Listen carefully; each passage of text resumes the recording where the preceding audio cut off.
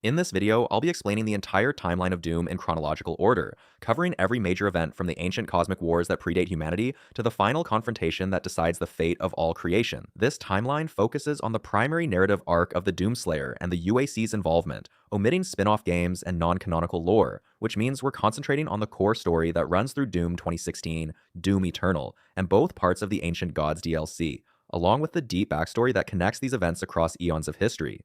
As always, throughout the video, there will be a timeline animation at the bottom of the screen, so you can easily follow along and understand exactly when each event takes place, from the primordial battles between gods and sentinels to the modern-day catastrophes on Mars and Earth.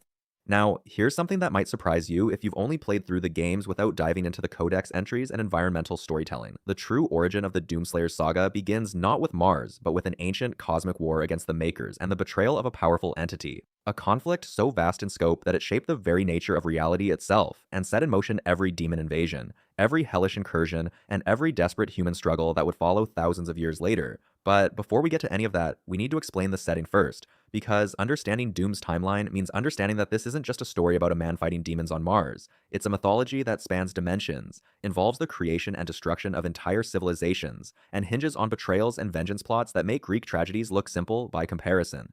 Our journey begins in the ancient past, eons before humanity would ever set foot among the stars, in a time when the cosmos was a race whose civilization had already flourished for countless millennia.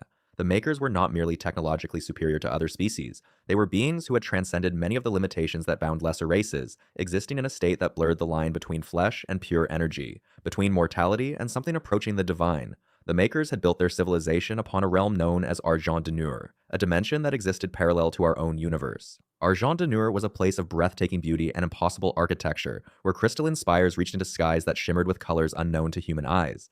The cities of the Maykrs were marvels of engineering and artistry combined, structures that seemed to defy the very laws of physics as we understand them. Bridges of pure light connected floating platforms, buildings phased in and out of multiple dimensions simultaneously. The Maykrs had achieved what many civilizations could only dream of, a truly post-scarcity society where want and need had been engineered out of existence. But even the Maykrs, for all their advancement, recognized that their realm required protection. The multiverse was vast and filled with threats both known and unknown.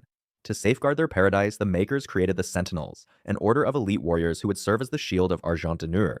The Sentinels were not Maykrs themselves, but were drawn from the various species that inhabited the realm, including the native Argenta people who had lived on Argent Energy long before the Maykrs arrived. These warriors were trained in combat techniques that had been perfected over thousands of years, equipped with weapons and armor forged from materials that existed nowhere else in the known universe, and imbued with a code of honor that made them utterly devoted to their sacred duty. The Maykrs themselves governed from their seat of power, a place called Uac, which existed as a higher dimensional plane above Argent Energy. Uac was the true heart of Maykr civilization, a realm of pure thought and energy, where the physical constraints of reality held even less sway.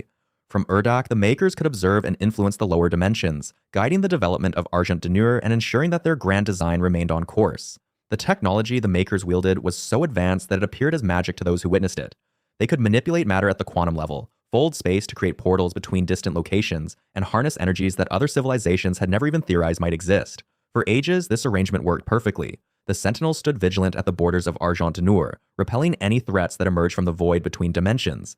The Maykrs continued their research and philosophical pursuits, pushing the boundaries of knowledge ever further. The Argenta people and other inhabitants of the realm lived in harmony under Maykr guidance, benefiting from technologies and wisdom that elevated their existence far beyond what they could have achieved alone. It was a golden age that seemed as though it might last forever. But the Maykrs, despite their vast knowledge and power, were not immune to the fundamental laws that governed all existence. They had discovered, through their extensive research into the nature of reality itself, a disturbing truth. Their dimension, like all dimensions, was subject to entropy. The universe they inhabited was slowly dying, its energy gradually dissipating into the void. And, more troubling still, the Maykrs themselves were not truly immortal. Their extended lifespans and seemingly ageless bodies were the result of a complex biological and technological synthesis, one that required constant maintenance and renewal. The Maykrs had staved off death for eons, but they had not conquered it. They could feel it approaching, an inevitable end that drew closer with each passing millennium. This existential crisis drove the Maykrs to explore avenues of research they had previously considered too dangerous or ethically questionable. Their scientists and philosophers turned their attention to the spaces between dimensions, the dark corners of the multiverse where reality grew thin and strange. It was during these explorations that they made a discovery that would change everything. They found Hell. Hell was not merely another dimension. It was something fundamentally different, a realm that existed in opposition to the ordered universe the Maykrs knew. Where the physical universe was governed by consistent laws and predictable patterns, hell was chaos incarnate. It was a dimension where the normal rules simply did not apply, where reality itself seemed to be in constant flux. Impossible geometries twisted through spaces that should not exist. Time flowed in multiple directions simultaneously or not at all. And most significantly, hell was home to the demons, beings of pure malevolence and hunger that had evolved, if such a word could even apply, in this nightmare realm. The Maykrs observed hell from a safe distance at first, studying it with the same scientific rigor they applied to all phenomena. What they discovered both horrified and fascinated them. Despite its chaotic nature, or perhaps because of it, hell possessed energy in abundance. The very fabric of the dimension seemed to generate power constantly, feeding on suffering and death and transforming these negative forces into raw, usable energy. The demons themselves were manifestations of this energy, creatures that could not exist in the ordered universe without a constant influx of power from their home dimension. As the Maykrs studied hell more closely, they began to see it not as a threat but as a potential solution to their greatest problem. If they could find a way to harness hell's energy, to extract and refine it into a form compatible with their own technology, they might be able to reverse the entropy affecting their dimension.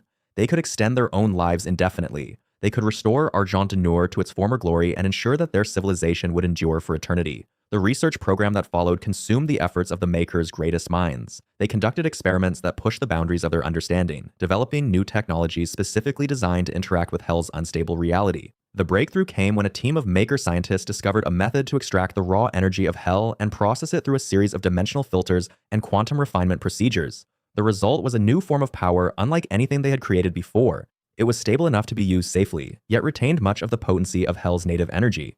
The Maykrs named their discovery Argent Energy. The first tests of Argent Energy were nothing short of miraculous. Machines powered by Argent Energy operated at efficiencies that exceeded theoretical maximums. Maykrs who were exposed to controlled doses of Argent Energy reported feeling revitalized, their bodies responding as though centuries of aging had been reversed. Buildings and infrastructure that had begun to show signs of decay were restored to pristine condition when Argent Energy flowed through them. It seemed that the Maykrs had indeed found their salvation, a renewable source of power that could sustain their civilization indefinitely. Encouraged by these results, the Maykrs began to scale up their operations. They could not harvest Argent Energy from a safe distance. The process required direct access to hell itself, necessitating the construction of facilities within that nightmare dimension. The Maykrs designed and built what they called the Argent Facility, a massive installation that existed partially in hell and partially in a pocket dimension of the Maykrs' own creation. The Argent Facility was a testament to Maykr engineering, a structure that could withstand the reality warping effects of hell while maintaining the stable environment necessary for the delicate work of energy extraction and refinement. The Argent Facility was staffed by a combination of Maykr technicians and Argenta workers who had volunteered for the dangerous duty. The facility operated on a massive scale, drawing in the raw essence of hell through dimensional portals and processing it through vast arrays of machinery. The refined Argent Energy was then transported back to Argent Energy through secure conduits, where it was distributed throughout the realm to power everything from the smallest personal devices to the massive systems that maintained Uac itself. Overseeing this entire operation was the Khan Maykr, the supreme leader of the Maykr race. The Khan Maykr was not simply a political leader, but a being of immense power and knowledge, chosen through a process that combined democratic selection with mystical ritual. The current Khan Maykr had held her position for thousands of years, guiding her people through numerous challenges and crises. She saw the Argent Energy project as her greatest achievement, the legacy that would ensure her people's survival long after she herself had passed into whatever afterlife awaited the Maykrs. Under the Khan Maykrs' direction, the reliance on Argent Energy grew exponentially. What had begun as a supplemental power source quickly became the foundation of Maykr civilization. Entire systems were redesigned to run exclusively on Argent Energy. The Maykrs themselves began to incorporate Argent Energy into their biological processes, using it to extend their lifespans even further and enhance their already considerable abilities. Uac itself was restructured to be powered entirely by Argent Energy, its higher dimensional nature making it particularly compatible with the reality-bending properties of the refined Hell Energy. But there were consequences to this dependence that the Maykrs either did not foresee or chose to ignore. Argent Energy, for all its refinement and processing, was still fundamentally the essence of Hell, and Hell was not a passive source to be exploited without cost. The prolonged exposure to Argent Energy began to affect the Maykrs in subtle ways at first. Their decision-making processes became more pragmatic, less concerned with the ethical considerations that had once guided their actions. Their research into Argent Energy extraction methods grew more aggressive, prioritizing efficiency over safety. The beauty and artistry that had once characterized Maykr culture gave way to a cold, utilitarian aesthetic focused solely on function. More troubling still, the Maykrs began to hear whispers. The Argent Energy carried with it echoes of hell itself, fragments of consciousness from the demons and the damned souls that populated that realm. These whispers spoke of power beyond imagining, of ways to increase the Argent Energy output, of pacts and agreements that could ensure an endless supply of the precious resource. Most Maykrs dismiss these whispers as hallucinations or side effects of Argent Energy exposure. But the Khan Maykr listened. The Khan Maykr had become aware of a terrible truth. The process that sustained the Maykr species, the cycle of death and rebirth that allowed new Khan Maykrs to rise when the old ones finally succumbed to age, was failing. She herself was approaching the end of her lifespan, and there was no suitable successor prepared to take her place. If she died without a proper transfer of power, Maykr civilization would collapse into chaos. The Argent Energy had extended her life, but it was not enough. She needed more. She needed a permanent solution. It was in this state of desperation that the Khan Maykr made contact with the true powers of hell. Not the mindless demons that served as foot soldiers, but the ancient intelligences that ruled over that chaotic realm. Beings of such malevolence and cunning that they had orchestrated the corruption of countless civilizations before the Maykrs. These entities offered the Khan Maykr exactly what she sought, an unlimited supply of Argent Energy, enough to sustain not just herself, but all of Maykr civilization for eternity. The price they demanded was simple. The demons would be allowed to expand beyond hell, to invade and consume other dimensions, and the souls of those who died in these invasions would be processed into Argent Energy, creating a self-sustaining cycle of death and power. The Khan Maykr accepted the pact. She justified it to herself as a necessary sacrifice, the needs of the many outweighing the needs of those who would fall to the demons. She convinced herself that the civilizations the demons would target were primitive and doomed anyway, that their suffering would at least serve a higher purpose. But, in truth, the corruption of Argent Energy had already taken hold. The Khan Maykr was no longer the benevolent leader she had once been. She had become something else, something that prioritized her own survival and that of her species above all other considerations. The demons began their incursions almost immediately. Hell's armies poured through dimensional rifts into unsuspecting worlds, slaughtering everything in their path. The souls of the dead were drawn back to Hell, where they were processed through the Argent facility's machinery, their essence refined into the energy that powered Maykr civilization. The Khan Maykr watched the reports of these invasions with cold detachment, seeing only the rising numbers that indicated increased Argent Energy production. But the demons' expansion brought them inevitably closer to Argent itself. Dimensions that bordered the Maker's realm came under attack. Refugees from destroyed worlds fled to Argent seeking sanctuary, and the Sentinels, who had been created to protect the realm, found themselves facing an enemy unlike any they had encountered before. The demonic hordes were endless, driven by an insatiable hunger that could not be reasoned with or deterred. The Sentinels fought valiantly, pushing back wave after wave of demons, but they were confused. Why were these attacks happening now, after eons of relative peace? And why did the Maykrs seem reluctant to commit their full resources to ending the threat? It was during one of these border conflicts, in the depths of Hell itself, where a Sentinel patrol had pursued a retreating demon force, that they made an extraordinary discovery. They found a human, a lone warrior who had somehow survived in Hell and had been waging his own private war against the demons. This was impossible by all known understanding. Humans were a primitive species, barely capable of space travel, certainly not equipped to survive in Hell's hostile environment. Yet, here was one who had not merely survived, but thrived, leaving a trail of demon corpses in his wake. The Sentinels brought this human back to Argent, intrigued by his resilience and skill. He spoke little, his eyes burning with a hatred for demons that matched the Sentinels' own devotion to their duty. When given the opportunity to prove himself in the Sentinels' training grounds, he exceeded every expectation. He moved with a speed and ferocity that seemed superhuman, wielding weapons with an expertise that suggested years of constant combat. He knew the demons' weaknesses, their attack patterns, their hierarchies. He had learned these things through direct experience, through countless battles fought alone in Hell. The Sentinels recognized in this human a kindred spirit, a warrior whose dedication to fighting demons matched their own. After much deliberation and testing, they made an unprecedented decision. This human would be inducted into their ranks, the first outsider ever granted such an honor. They gave him armor forged in their sacred forges, weapons blessed by their priests, and a place among their number. They did not yet know that this human would one day become the Doomslayer, the greatest weapon ever wielded against the forces of Hell. For now, he was simply another Sentinel, one more warrior standing against the darkness. The stranger's prowess in battle quickly became the stuff of legend among the Night Sentinels. Where other warriors might fell a dozen demons in a single engagement, this mysterious human cut through hundreds. His fury was unlike anything the Sentinels had witnessed, a relentless, almost supernatural hatred that drove him forward, even when his armor was torn and his weapons shattered. He fought with a savagery that bordered on the primal, yet his tactics were precise, efficient, calculated. Every movement served a purpose. Every kill brought him closer to the next.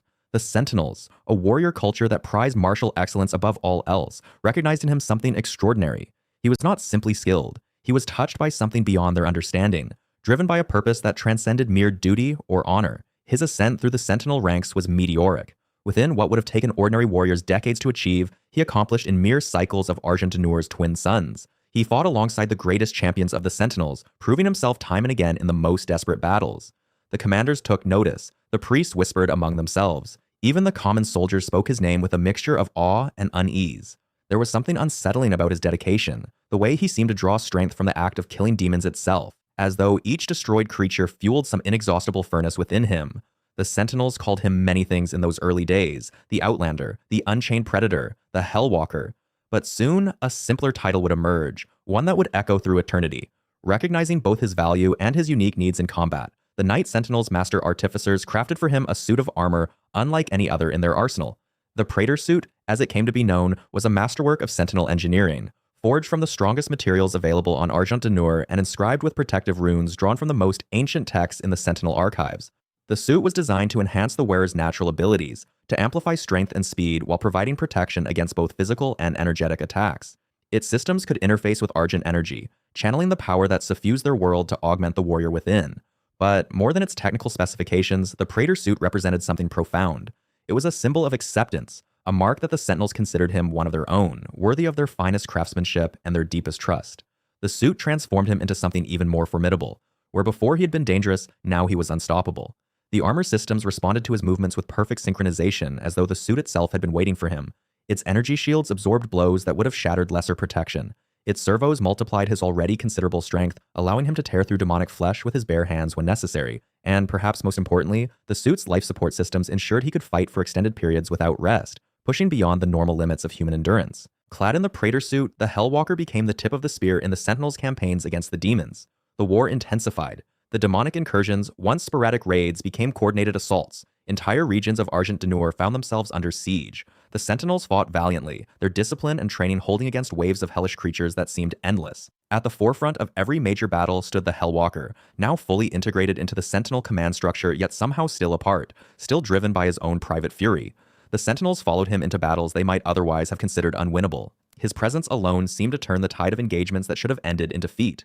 Commanders learned to position their forces around his assaults, using his devastating attacks as the hammer against which they could anvil the demonic hordes. But as the war dragged on, troubling patterns emerged. The Sentinels began to notice inconsistencies in the Maykrs' behavior. The celestial beings who had long guided Argent Energy's development seemed less concerned with protecting the realm and more focused on harvesting the Argent energy that resulted from the battles. Maykr technology appeared on battlefields, not to aid the Sentinels, but to siphon off the energy released when demons were destroyed.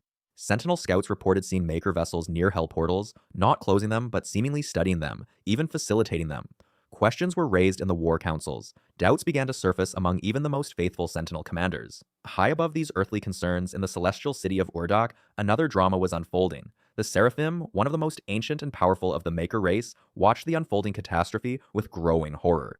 The Seraphim had existed for countless eons, had witnessed the rise and fall of civilizations, had served the Khan Maykr and the Maykr Collective with unwavering dedication. But something had changed. The Khan Maykrs' obsession with Argent Energy had grown into something darker, something that violated the very principles upon which Maykr society had been founded. The Seraphim saw clearly what others refused to acknowledge. The pact with Hell was not a necessary evil or a temporary alliance. It was a fundamental corruption, a betrayal of everything the Maykrs claimed to represent. The Seraphim observed the suffering caused by the Khan Maykrs' policies. Entire worlds were being fed to Hell's hunger, their populations consumed to generate the Argent energy that sustained Urdak's immortality. The Maykrs, once beings of light and wisdom, had become parasites, feeding on the death and torment of lesser races. The Khan Maykr justified these actions with cold logic, arguing that the survival of the Maykr race, the most advanced and enlightened beings in creation, justified any cost. But the Seraphim could no longer accept this reasoning. The price was too high. The moral compromise too complete. The Seraphim's disillusionment deepened as he witnessed the Khan Maykrs' increasing depravity. She no longer even pretended to care about the civilizations under her nominal protection. Argent Energy, which had once been celebrated as a shining example of Maykr guidance, was now simply another resource to be exploited. The Sentinels, brave warriors who had trusted in the Maykrs' wisdom, were being used as unwitting tools in a scheme that would ultimately consume them. The Seraphim knew that speaking out would accomplish nothing. The Khan Maykrs' control over the Maykr Collective was absolute, maintained through a combination of genuine belief, technological control, and the simple fact that all Maykrs depended on the Argent energy she provided for their continued existence. But the Seraphim was not powerless. Ancient beyond measure, he possessed knowledge and abilities that even the Khan Maykr did not fully understand. He had access to secrets from the earliest days of Maykr civilization, from the time before the current order had been established. And he had been watching the Hellwalker, observing this strange human who fought with such unrelenting hatred against the demons. The Seraphim recognized something in the warrior, a quality that went beyond mere skill or determination. There was a purity to his purpose, an absolute commitment to the destruction of hell that could not be corrupted or diverted. Where the Maykrs had fallen into moral compromise, this human remained incorruptible. Where the Sentinels fought out of duty and honor, he fought out of something deeper, something personal and eternal. The Seraphim saw in the Hellwalker not just a weapon, but a solution. If the Maykrs could not be reformed from within, if the Khan Maykr would not abandon her pact with Hell, then perhaps an external force could break the cycle. But the Hellwalker, for all his skill and fury, was still mortal, still limited by human biology and physics. To truly challenge the combined might of Hell and the corrupted Maykrs, he would need to become something more. The Seraphim possessed the means to grant such power, but doing so would be an act of ultimate betrayal against his own kind, a violation of every law and custom of Maykr society. The Seraphim made his choice. In a secret chamber deep within the Sentinel Fortress, far from the eyes of the Khan Maykr and her loyalists, the ancient Maykr prepared a ritual that had not been performed in eons. The specifics of the ceremony remained shrouded in mystery, known only to the Seraphim himself, and perhaps to the one who underwent it. What is known is that the Seraphim drew upon the purest form of Argent Energy, not the corrupted essence harvested from Hell, but the original, uncorrupted power that had once sustained the Maykrs before their fall. He channeled this energy through ancient mechanisms, through crystalline structures that hummed with barely contained power, through geometric patterns that bent reality itself. The Hellwalker stood at the center of this maelstrom of energy, and the Seraphim spoke words in a language older than human civilization, older perhaps than humanity itself. The ritual was agonizing, transforming the warrior at a fundamental level. His already considerable strength was multiplied beyond measure. His speed increased to the point where he could move faster than most beings could perceive. His endurance became effectively limitless. His body no longer subject to the normal constraints of fatigue or aging. But more than these physical enhancements, something changed in his very essence. He became a being of singular purpose, a force of nature directed entirely toward the destruction of Hell. The demons would come to call him by a name spoken in terror, the Doom Slayer. The transformation was the Seraphim's masterwork and his final act of rebellion. By empowering the Doom Slayer, he had created a being capable of challenging not just the demons but the Khan Maykr herself. It was a direct betrayal of everything the corrupted Maykr regime represented, a deliberate undermining of the Khan Maykrs authority and plans. The Seraphim knew the consequences of his actions. He would be hunted, punished, possibly destroyed. But he had made his choice, had decided that some principles were worth any sacrifice. In empowering the Doomslayer, he had set in motion events that would reshape the cosmos. The effects of the transformation were immediately apparent on the battlefield. The Doomslayer, now possessed of godlike power, became a one-man army against Hell's legions. Where before he had been formidable, now he was apocalyptic. Demons that had terrorized entire Sentinel battalions fell before him like wheat before a scythe. His attacks carried such force that they tore through demonic armor as though it were paper. His movements were so swift that he seemed to teleport across the battlefield, appearing wherever the fighting was thickest, wherever the demons thought themselves safe. The Sentinels who fought alongside him reported that watching him in battle was like witnessing a force of nature, a hurricane of violence that swept through enemy formations, leaving only destruction in its wake. The Maykr Sentinels war, which had been a grinding stalemate, suddenly shifted. The Sentinels, emboldened by the Doomslayer's power and increasingly aware of the Khan Maykrs' treachery, began to directly oppose the Maykr regime. It was no longer simply a war against demons, but a rebellion against the celestial beings who had betrayed them. Sentinel commanders who had once followed Maykr directives without question now openly defied orders that would have sent their warriors into obvious traps. Sentinel priests who had preached the wisdom of the Maykrs began to speak of corruption and betrayal. The unity between Argent Energy and Uac, carefully maintained for generations, shattered. The Doomslayer became more than just a warrior. He became a symbol, a living embodiment of resistance against both demonic evil and celestial corruption. Sentinels rallied to him not out of duty, but out of genuine belief that he represented something pure in a war that had become hopelessly compromised. His very existence was proof that the Khan Maykrs' way was not the only path, that there were alternatives to the moral compromises she demanded. Songs were written about his deeds, murals were painted showing him standing against impossible odds. Children were told stories of the warrior who could not be stopped, who would never surrender, who would fight hell itself until every last demon was destroyed. As the Sentinels pressed their investigations, the full extent of the Khan Maykrs' betrayal came to light. Captured Maykr data crystals revealed the truth about the pact with Hell, the systematic sacrifice of entire civilizations to feed Uac's hunger for Argent Energy. The Sentinels learned that worlds they had believed to be under Maykr protection had instead been deliberately exposed to demonic invasion, their populations harvested like crops. They discovered that the Khan Maykr had been negotiating with Hell's rulers, the Dark Lords who commanded the demonic legions, trading access to new worlds in exchange for refined Argent Energy. The betrayal was comprehensive, systematic, and utterly without remorse. The revelation shattered what remained of Sentinel faith in the Maykrs. The warrior culture that had once looked to Urdak for guidance now saw only enemies. The priests who had maintained the temples dedicated to Maykr wisdom tore down the icons and burned the sacred texts. The commanders who had coordinated their strategies with Maykr advisors expelled those advisors from their war councils, sometimes violently. Argent Energy, which had been a cornerstone of the Maykr sphere of influence, became the center of open rebellion. The Khan Maykr responded with overwhelming force. No longer content to work through proxies and manipulation, she deployed Maykr military assets directly against the Sentinels. Advanced war machines, powered by Argent Energy and equipped with weapons that bent the laws of physics, appeared on the battlefields of Argent Energy. Maykr angels, warrior constructs that had not been seen in combat for eons, descended from Urdak to enforce the Khan Maykrs' will. The celestial beings who had once posed as benevolent guides now revealed themselves as conquerors, willing to destroy those who defied them. The Maykrs' direct participation in the war transformed its nature. Where before the conflict had been primarily against demons, now the Sentinels faced enemies on two fronts.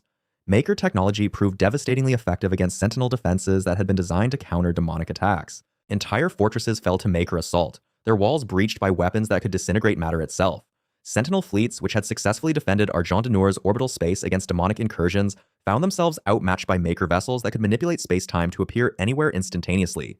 Yet, the Sentinels did not break. Inspired by the Doomslayer's example and driven by righteous fury at the Khan Maykrs' betrayal, they adapted their tactics and continued the fight. Sentinel engineers reverse-engineered captured Maykr technology, learning to counter its advantages. Sentinel commanders developed strategies that exploited the Maykrs' overconfidence and their unfamiliarity with direct combat, and at the center of every major engagement stood the Doomslayer, his power a counterbalance to Maykr technological superiority.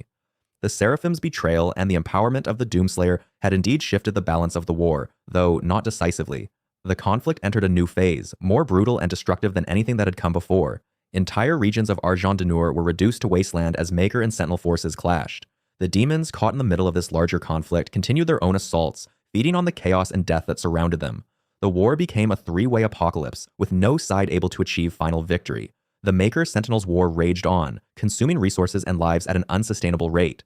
The Sentinels, despite their courage and the Doomslayer's power, were ultimately fighting against forces far larger than themselves. The Maykrs commanded resources from across multiple dimensions, could draw upon technologies developed over eons, and had the backing of Hell itself through their Curse Pact. But the Sentinels refused to surrender, refused to accept the Khan Maykrs' vision of a cosmos where some lives mattered and others were merely fuel. They fought on, knowing that defeat was likely but unwilling to compromise their principles.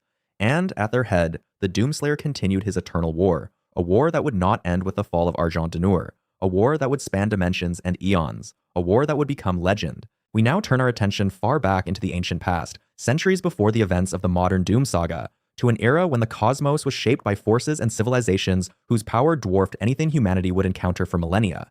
This is the age of the Maykrs, the time when the foundations of the eternal conflict were laid, and when a single human warrior would rise to become legend. The Maykrs were an ancient and extraordinarily advanced alien civilization, beings of immense technological and metaphysical sophistication who had existed for eons beyond counting. These entities, resembling angelic figures with their flowing robes and radiant energy, had achieved what most species could only dream of, a form of functional immortality through their mastery of transdimensional science and their connection to a substance they called the Father's essence. The Maykrs inhabited a realm called Urdak, a dimension that existed outside the normal flow of space and time, a paradise of gleaming spires and impossible architecture where the laws of physics bent to their will. From this celestial stronghold, the Maykrs viewed themselves as shepherds of lesser civilizations, guiding the development of sentient life across multiple dimensions according to their grand design. But the Maykrs did not work alone. Recognizing the need for warriors and servants to carry out their will across the physical dimensions, they created the Argenta, a race of humanoid beings who would come to be known as the Night Sentinels. The Argenta were engineered to be the perfect soldiers, combining exceptional physical prowess with unwavering loyalty and a rigid code of honor that bound them to their creators. These Sentinels were not mere slaves, however. The Maykrs granted them intelligence, culture, and a sense of purpose, fashioning them into a noble warrior society that took immense pride in their role as protectors and champions of order throughout the cosmos. The Maykrs established for the Argenta a magnificent civilization on a world called Argent Energy, a realm of towering fortresses and sprawling cities where the Sentinels could train, live, and thrive between their campaigns across the stars. Argent Energy was powered entirely by Argent Energy, a substance of incredible potency that the Maykrs had learned to harness and refine.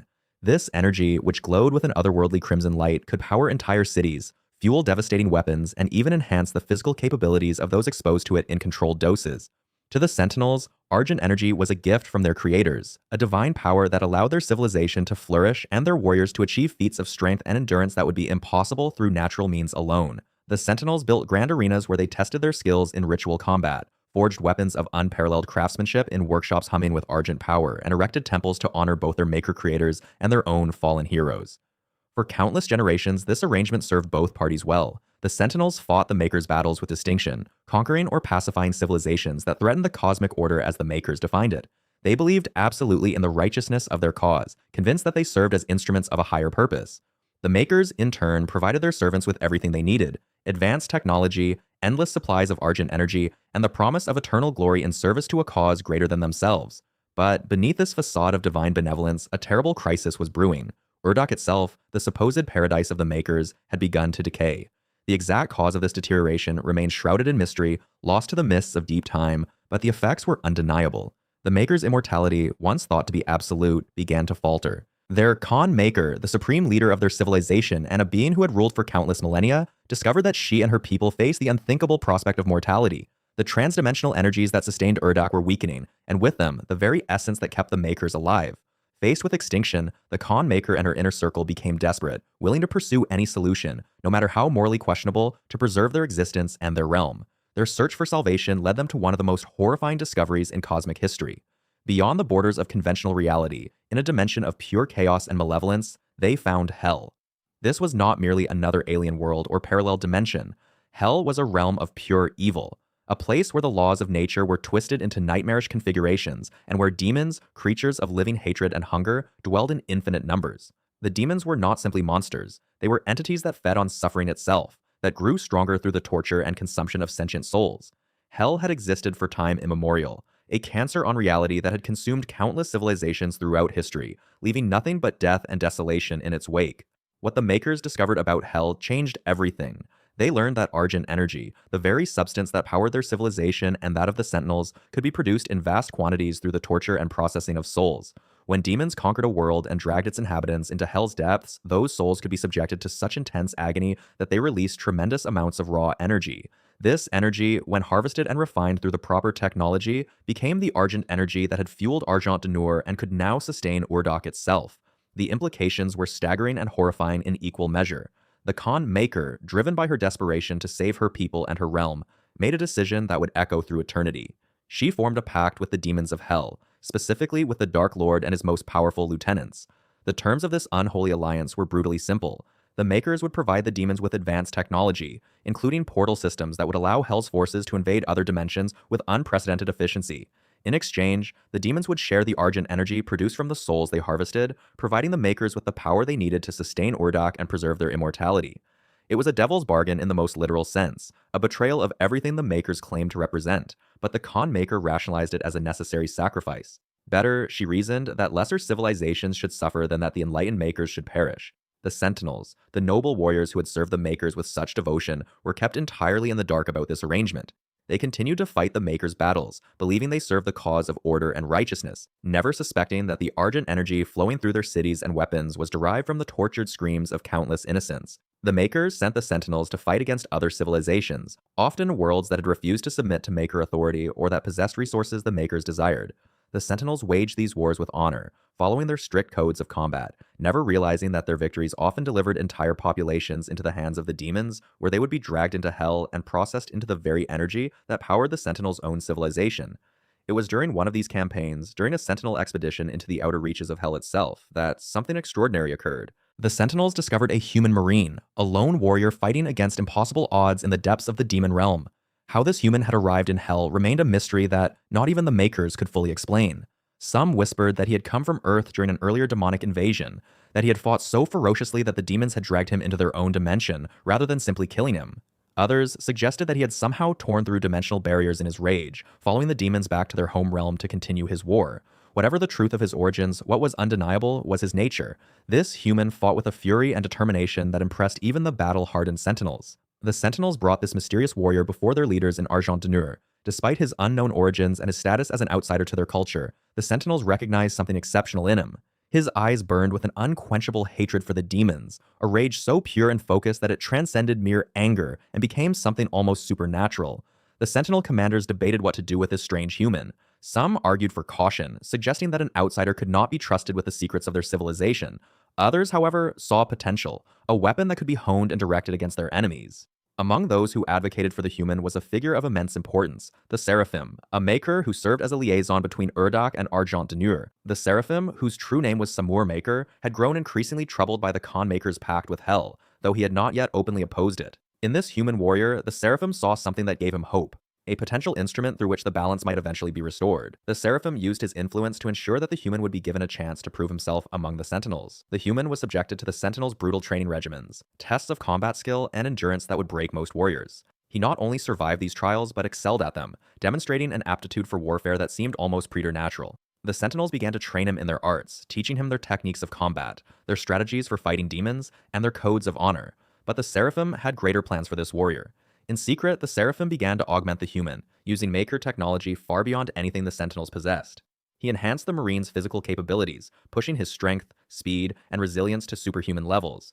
He granted the human the Praetor suit, an armor of incredible sophistication that could interface directly with its wearer's nervous system, amplifying his abilities and providing protection against even the most devastating attacks. The Doomslayer's reputation grew with every battle, every demon slain, every realm purged of Hell's corruption. Among the Night Sentinels, he became a figure of awe and inspiration, a warrior whose skill and ferocity exceeded anything they had witnessed in their long history of combat. The demons, meanwhile, learned to fear him in ways they had never feared anything before. Where other warriors might hesitate, might show mercy, might falter in the face of overwhelming odds, the Doomslayer pressed forward with an intensity that bordered on supernatural. His resolve never wavered, his brutality never diminished. He fought not with the disciplined restraint of a soldier following orders, but with the primal fury of someone who had lost everything and channeled that loss into an unending crusade. The Sentinels whispered that he was blessed by the Seraphim, touched by divine power, transformed into something more than human.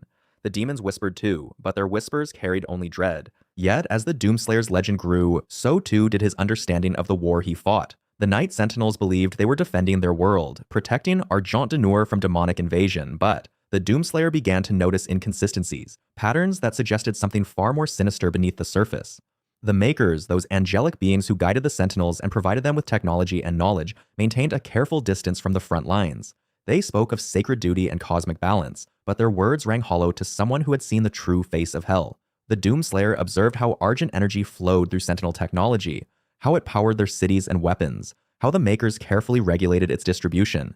He noticed how the war against Hell never truly ended, how new portals would open just as old ones were sealed, how the conflict seemed designed to perpetuate itself rather than reach any conclusion. The truth, when he finally uncovered it, was more horrific than even his darkest suspicions. Argent energy, the power source that fueled all of Argent Energy's civilization, was not simply harvested from Hell as the Maykrs claimed, it was manufactured through an unspeakable process, one that required constant suffering on a scale almost impossible to comprehend. The demons did not simply generate Argent energy through their presence in Hell. They created it by torturing human souls, by processing the essence of the damned through vast industrial complexes that stretched across entire dimensions. Every human who died and whose soul fell into Hell's grasp became raw material for this infernal machinery. The screaming, the agony, the eternal torment, these were not merely the natural state of Hell. They were deliberate, engineered, optimized for maximum energy extraction. And the Maykrs knew. They had always known. More than that, the Maykrs had made a pact with Hell itself. The Khan Maykr, leader of the angelic race, had entered into an agreement with the Dark Lord of Hell, trading human souls for Argent energy in a transaction that benefited both parties. Hell received a constant supply of souls to torture and corrupt. The Maykrs received the energy they needed to sustain their civilization and extend their own immortality. Argent Energy, the realm of the Night Sentinels, served as a buffer zone, a controlled battleground where the appearance of resistance against Hell could be maintained while the true business continued behind the scenes. The Sentinels, those noble warriors who believed they fought for righteousness, were nothing more than useful tools, their courage and sacrifice exploited to maintain a cosmic lie. The Doomslayer's rage, already a fearsome thing, transformed into something beyond measure. He had fought alongside the Sentinels believing their cause was just, believing that he was finally striking back against the forces that had destroyed his world and killed Daisy, his rabbit, the last innocent thing he had loved. Now he understood that his new allies, or at least those who commanded them, were complicit in the very evil he sought to destroy. The Maykrs were not saviors or guides. They were parasites, feeding on human suffering just as surely as any demon. The discovery shattered whatever restraint he might have maintained, whatever willingness to follow orders or respect hierarchy. If the Maykrs profited from Hell's torment of humanity, then they too were his enemy. The Doomslayer turned against the Maykrs with the same relentless fury he had shown the demons. Those Night Sentinels who remained loyal to the Maykrs, who refused to believe the truth, or who chose to prioritize their own civilization over the fate of countless human souls, found themselves facing the warrior they had once called brother. The Slayer did not take this decision lightly. He understood what it meant to fight former allies, to become branded as a traitor by those who did not understand or refuse to see the corruption at the heart of their society. But his purpose was clear. If the Maykrs would not end their pact with Hell, if they would not cease their exploitation of human suffering, then he would end them. A rebellion ignited across Argent Energy, though not in the traditional sense of armies clashing in open warfare. The Doomslayer's rebellion was more personal, more surgical. He hunted the architects of the Maykr Hell Alliance, targeting the Hell Priests who served as intermediaries between the two powers, seeking out the demons who managed the soul processing facilities, and confronting any Maykr who stood in his path. Some Sentinels joined him, warriors who had also discovered the truth and could not stomach serving such a corrupt cause. Others, including some of his closest companions, stood against him, unable to reconcile their loyalty to Argent Energy with the terrible revelations about its power source. The realm descended into chaos as its greatest defender became its greatest threat to the established order. The Doomslayer's campaign against the Maykr Hell Alliance took him deep into Hell itself, far beyond the battlefields where the Sentinels had traditionally fought. He sought out the Hell Priests, powerful demons who maintained the rituals and infrastructure necessary for Argent Energy production.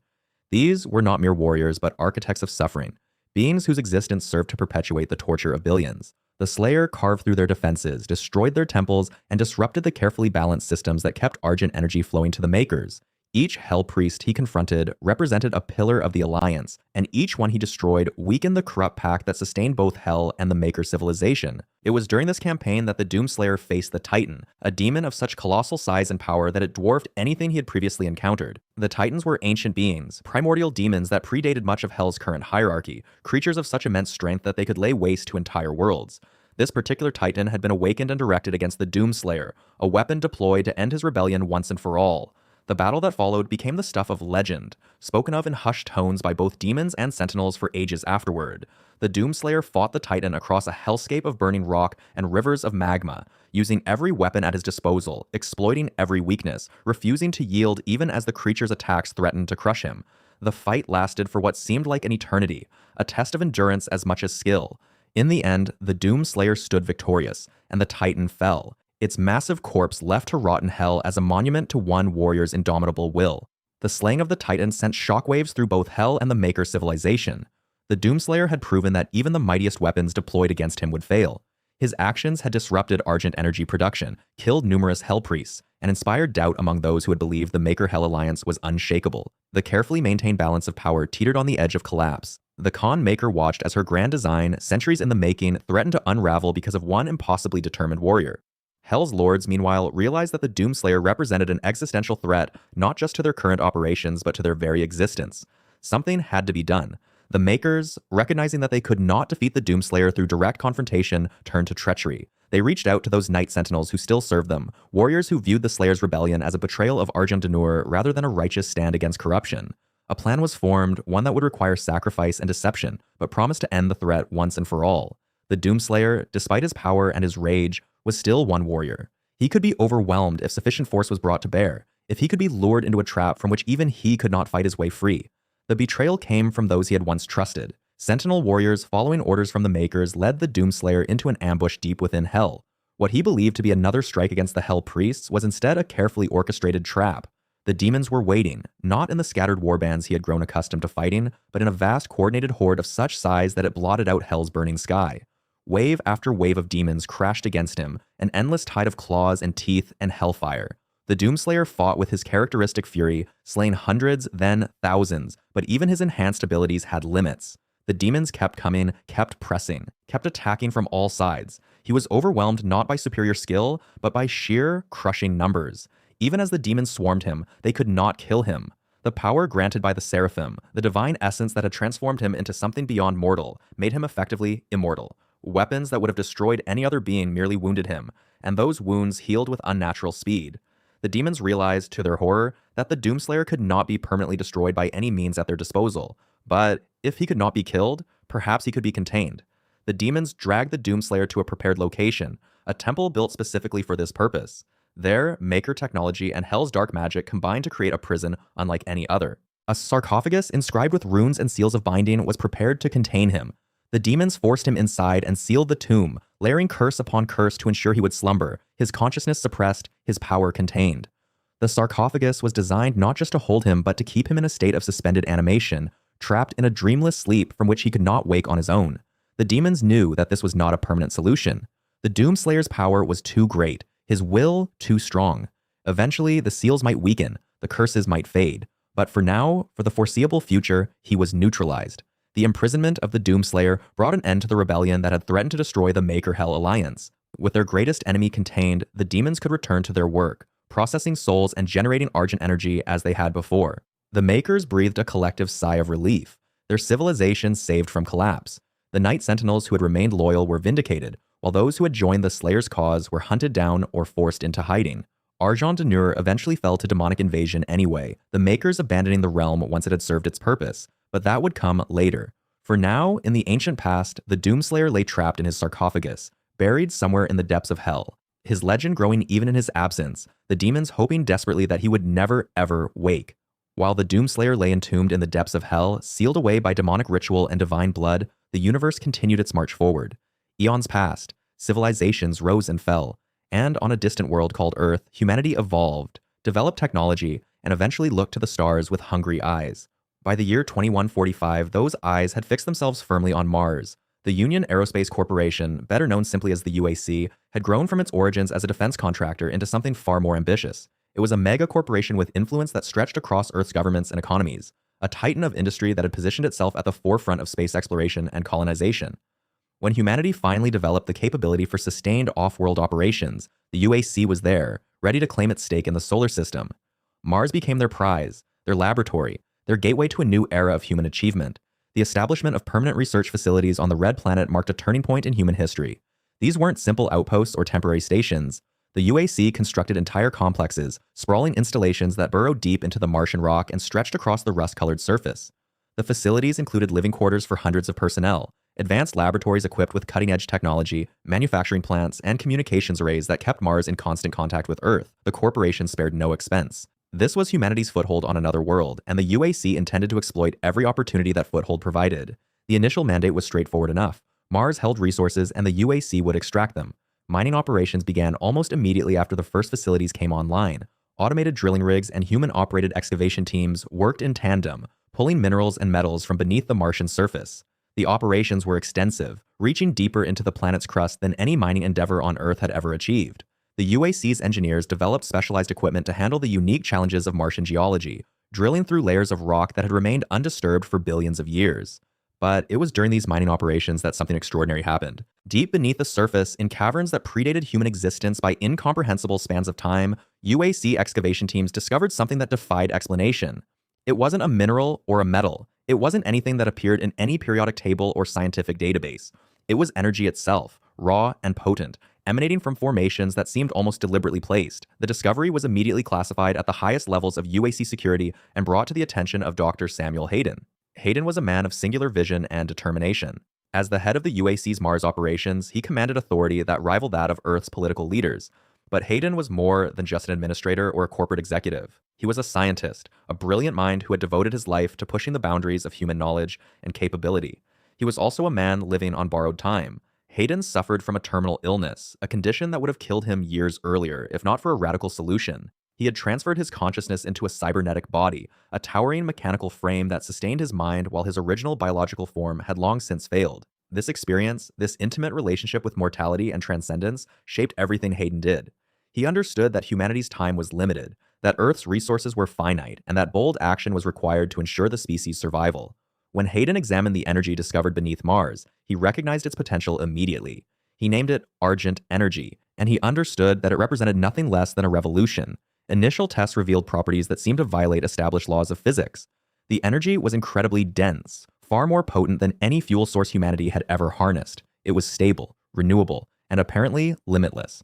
A single unit of Argent Energy could power a city for months. It could propel spacecraft at speeds that made conventional propulsion systems look primitive.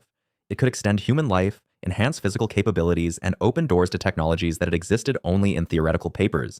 Hayden saw in Argent Energy the solution to Earth's most pressing crisis. By the mid-22nd century, Earth was dying. Centuries of industrial exploitation had depleted the planet's resources. Energy shortages plagued every nation. Wars were fought over the last reserves of fossil fuels. Renewable energy sources, while helpful, couldn't meet the demands of an ever-growing population. Humanity needed something more, something transformative, or it faced a slow decline into chaos and extinction.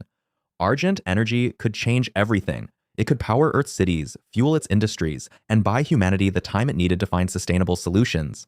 This wasn't just corporate profit-seeking, Hayden told himself. This was salvation. But Hayden's motivations went deeper than altruism. He was also driven by a more personal goal, the extension of human lifespan.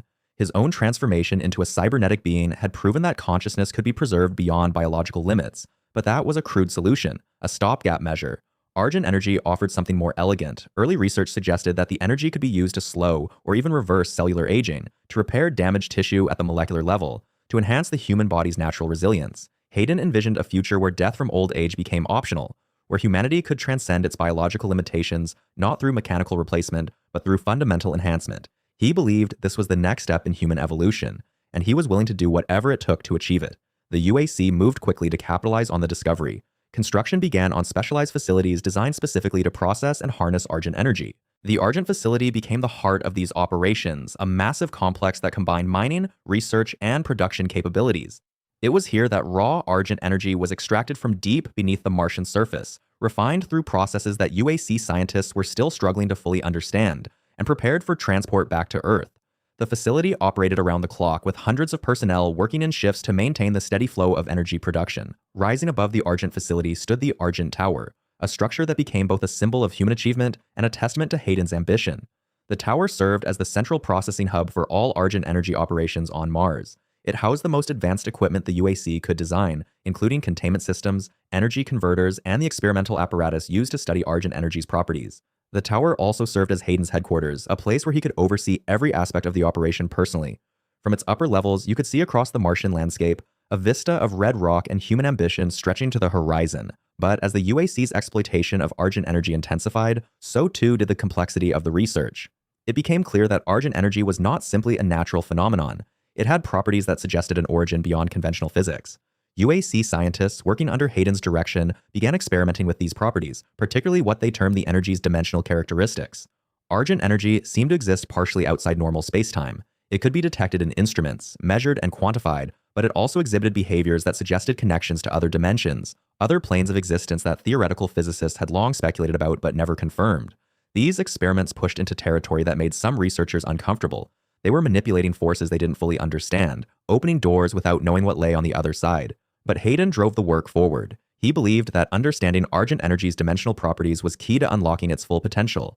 If the energy came from another dimension, perhaps that dimension could be accessed directly, eliminating the need for mining and extraction.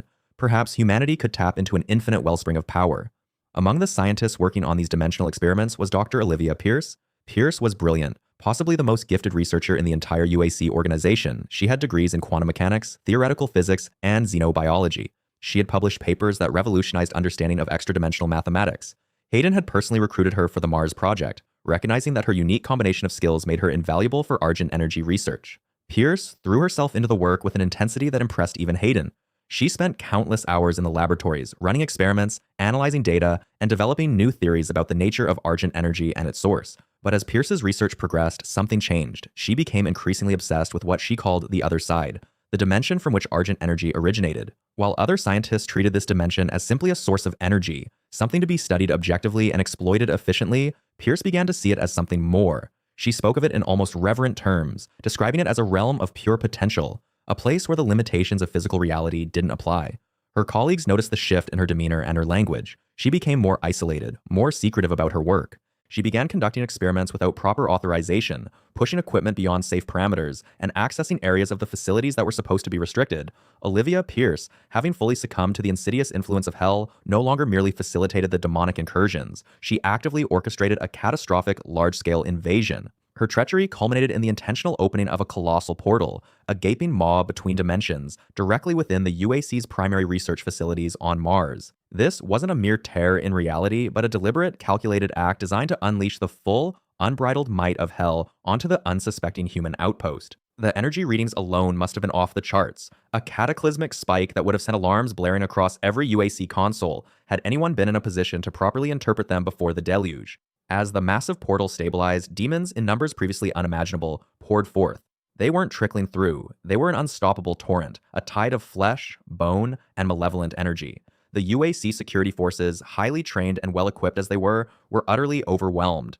Their advanced weaponry, designed for human threats or localized containment breaches, proved woefully inadequate against the sheer ferocity and supernatural resilience of the invading hordes. Personnel across every Mars facility, from the lowest-ranking technicians to the most senior scientists, were slaughtered without mercy. The once sterile, highly controlled environments of the UAC's Martian outpost transformed instantly into blood-soaked charnel houses.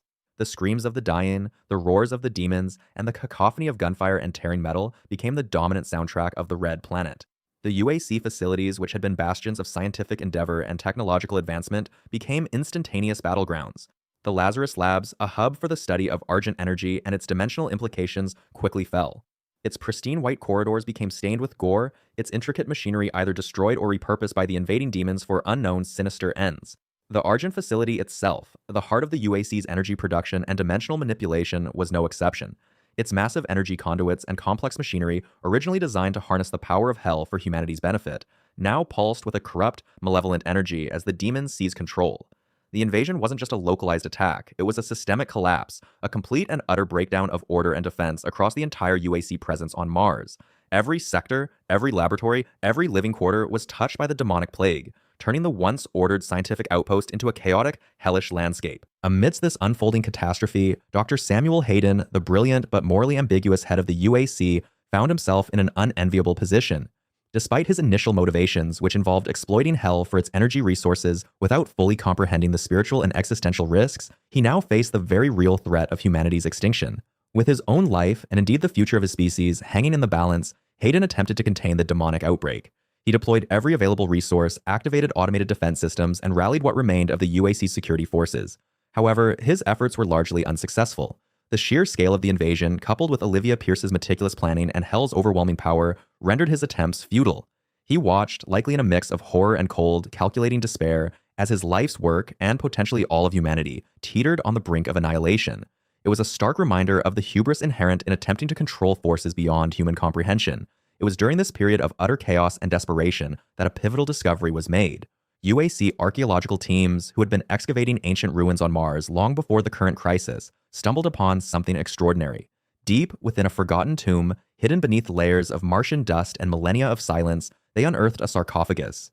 This wasn't just any ancient artifact, it was a relic of immense power and historical significance, unlike anything they had ever encountered. The tomb itself was adorned with strange, unsettling glyphs and carvings, depicting a warrior of immense stature battling monstrous creatures. The air within the chamber was thick with an ancient, palpable energy, a sense of slumbering power waiting to be unleashed.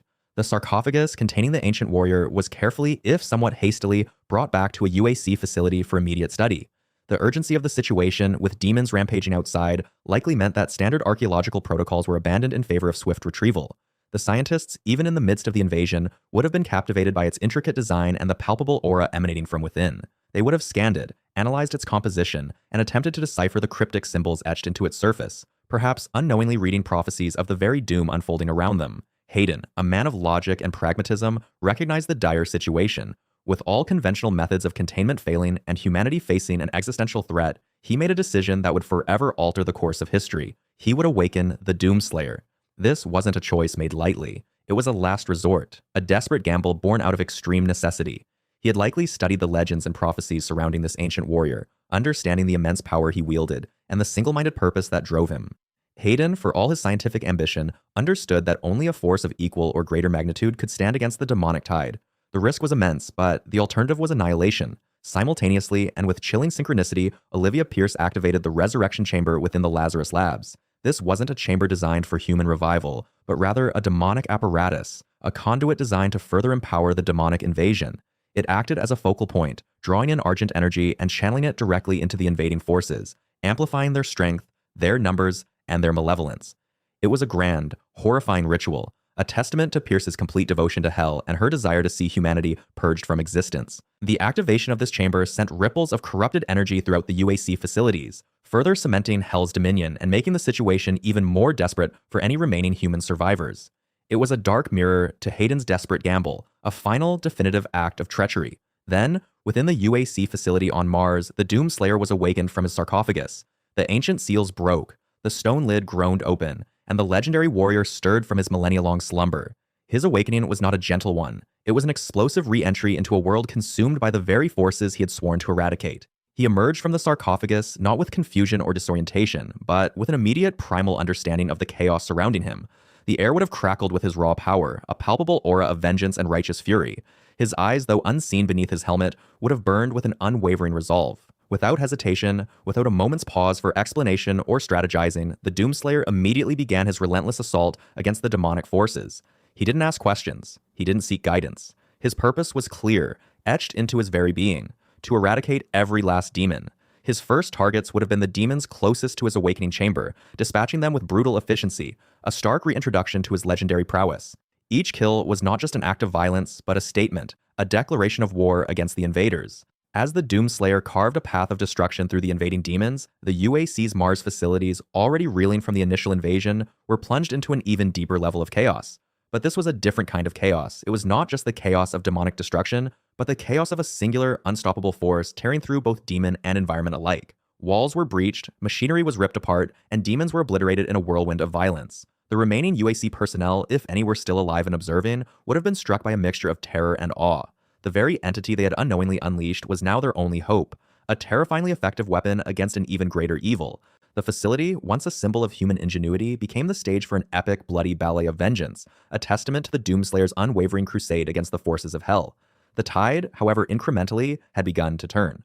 Our journey through the Doom timeline now brings us to the year 2149, a pivotal moment that marks the beginning of the Mars Uprising, an event that would forever change the fate of humanity and reawaken its most formidable protector.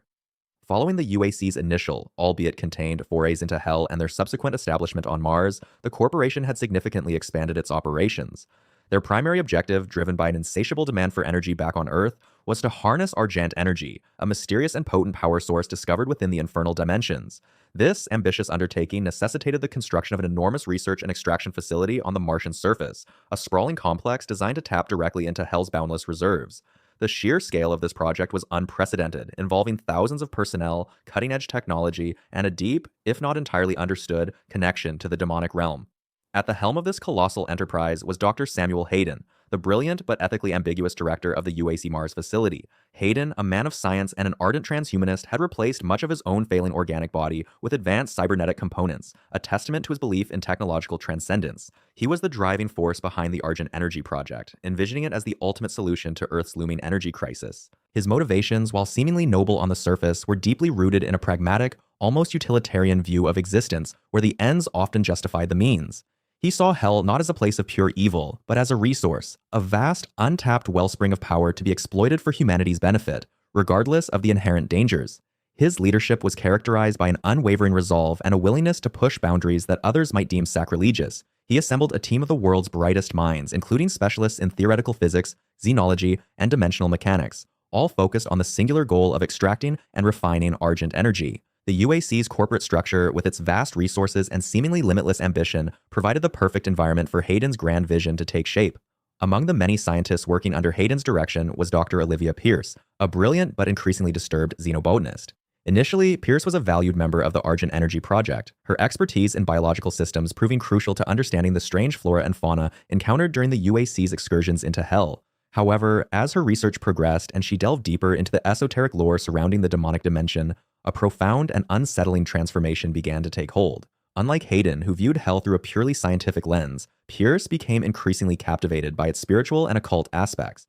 She started to perceive the entities of hell not as mere biological organisms or energy sources, but as ancient, powerful beings worthy of reverence. This fascination gradually morphed into an obsession, and eventually into outright worship.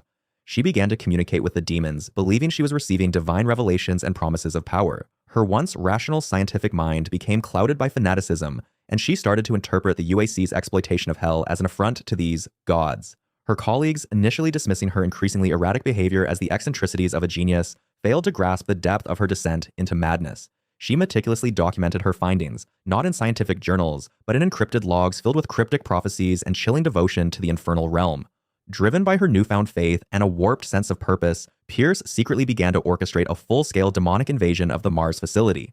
Using her privileged access and intimate knowledge of the UAC systems, she manipulated the Argent Energy conduits and dimensional stabilizers, creating unstable portals to Hell throughout the complex. These were not the controlled, carefully monitored gateways used for research, but uncontrolled ruptures in reality, designed to unleash the full fury of the demonic hordes. Her actions were meticulously planned, each step designed to maximize chaos and ensure the complete overthrow of the UAC's operations. She saw this invasion not as an act of destruction, but as a cleansing, a necessary sacrifice to usher in a new era under the dominion of her infernal masters. The security protocols, advanced as they were ultimately no match for an insider with Pierce's level of access and her unwavering, fanatical commitment to her cause. She tampered with alarm systems, disabled automated defenses, and even reprogrammed maintenance bots to facilitate the demonic incursions. The inevitable consequence of Pierce's treachery was swift and catastrophic.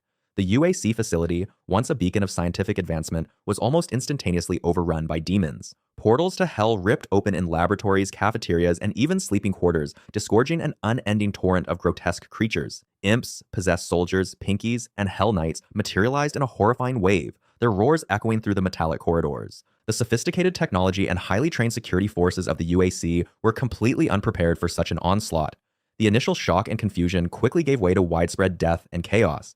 Scientists and security personnel, caught unawares, were slaughtered mercilessly, their screams echoing through the facility's comms. The once orderly environment transformed into a blood-soaked nightmare, a testament to the brutal efficiency of the demonic invasion. The Argent Energy processing units, now destabilized by the uncontrolled influx of Hell's energies, began to glow with an ominous, unstable light, threatening a catastrophic meltdown that would engulf the entire planet. The scale of the carnage was immense, with thousands of lives lost in a matter of hours, and the very fabric of the UAC's operations on Mars torn asunder. Amidst this unfolding apocalypse, a new hope, or rather an ancient terror, was stirred. Deep within the facility, encased in a sarcophagus of ancient design, lay the Doomslayer, slumbering since his previous legendary campaigns against the forces of Hell. It was Dr. Hayden, witnessing the complete collapse of his ambitious project and the imminent destruction of all he had built, who made the desperate decision to awaken the Slayer. Hayden, through his advanced cybernetic network, had been monitoring the Slayer's containment for years, understanding his immense power but also the inherent danger he represented. Now, with no other options left, he activated the ancient mechanisms, rousing the legendary warrior from his millennia-long sleep. The moment of his awakening was marked by a surge of raw power, a palpable shift in the atmosphere of the facility, as if the very air itself recoiled from his presence. As the Doomslayer slowly rose, his eyes burning with an ancient fury, Hayden's holographic projection appeared before him. In his calm, authoritative voice, Hayden quickly explained the dire situation. He described the demonic outbreak, the catastrophic failure of the Argent Energy project, and the treachery of Olivia Pierce. He framed the situation as a mutual threat, appealing to the Slayer's inherent drive to eradicate demons. Hayden, ever the pragmatist, understood that direct appeals to morality would be futile. Instead, he presented the situation as a puzzle, a problem that only the Slayer could solve, and one that aligned perfectly with the Slayer's singular purpose. He requested the Slayer's assistance, not as a subordinate, but as a necessary, albeit uncontrollable ally in containing the infernal tide. He emphasized the immediate danger to Mars and by extension to Earth if the demonic incursion was not halted. The Doomslayer, without a word, began to move. His first priority was to retrieve his iconic Praetor suit, a legendary armor forged in the fires of Hell itself, and imbued with unimaginable protective and offensive capabilities. This suit, a technological marvel enhanced by ancient demonic magic, was more than just armor. It was an extension of the Slayer's will, amplifying his already formidable strength and resilience. It provided him with advanced targeting systems, environmental seals, and the ability to interface with UAC technology, making him an even more efficient killing machine. The suit had been stored in a secure UAC armory, studied and analyzed by scientists who could only marvel at its alien construction. As the Slayer donned the armor, a palpable shift occurred, his already imposing figure becoming an unstoppable force. The suit's green glow pulsed with raw power, a clear signal that the legend had returned. With his Praetor suit secured, the Doomslayer wasted no time. He immediately began a brutal, relentless campaign to eradicate the demonic presence, first on Mars, then extending his crusade into Hell itself. His methods were direct, uncompromising, and devastatingly effective. He tore through legions of demons with a ferocity that bordered on primal, utilizing a combination of raw strength, advanced weaponry, and an unparalleled mastery of combat. His objective was clear: exterminate every last demon, close every portal, and dismantle every infernal structure. There was no hesitation, no fear, only an unyielding resolve to cleanse the universe of its demonic blight. His rampage was a whirlwind of blood and destruction, a stark contrast to the UAC's failed attempts at containment. He moved with a purpose that transcended mere survival, driven by an ancient hatred that resonated through every fiber of his being. As the Slayer navigated the ravaged UAC facility, the full extent of the demonic invasion became horrifyingly clear. He encountered a terrifying array of demonic species, each more grotesque and aggressive than the last. Imps scurried through vents, possessed soldiers shambled with their energy weapons, and hulking pinkies charged with terrifying speed. He faced cacodemons floating through the air, spewing fireballs, and the formidable Hell Knights, their brute strength a testament to Hell's raw power. Each encounter was a testament to his unmatched combat prowess, as he tore through them with a visceral efficiency, leaving behind a trail of dismembered limbs and splattered gore. The facility itself was a maze of destruction, with shattered equipment, flickering lights, and the constant chilling sounds of demonic activity. He meticulously cleared sector after sector, his progress marked by the silence that followed his passage. During his relentless advance, the Slayer began to uncover irrefutable evidence of Olivia Pierce's involvement in the invasion. He found her encrypted logs, filled with increasingly deranged entries detailing her communications with the demons and her plans to facilitate their arrival. Security footage, partially corrupted but still decipherable, showed her tampering with critical systems and opening portals. The UAC's internal network, though heavily damaged, still contained fragments of her digital footprint, revealing her meticulous planning and fanatical devotion.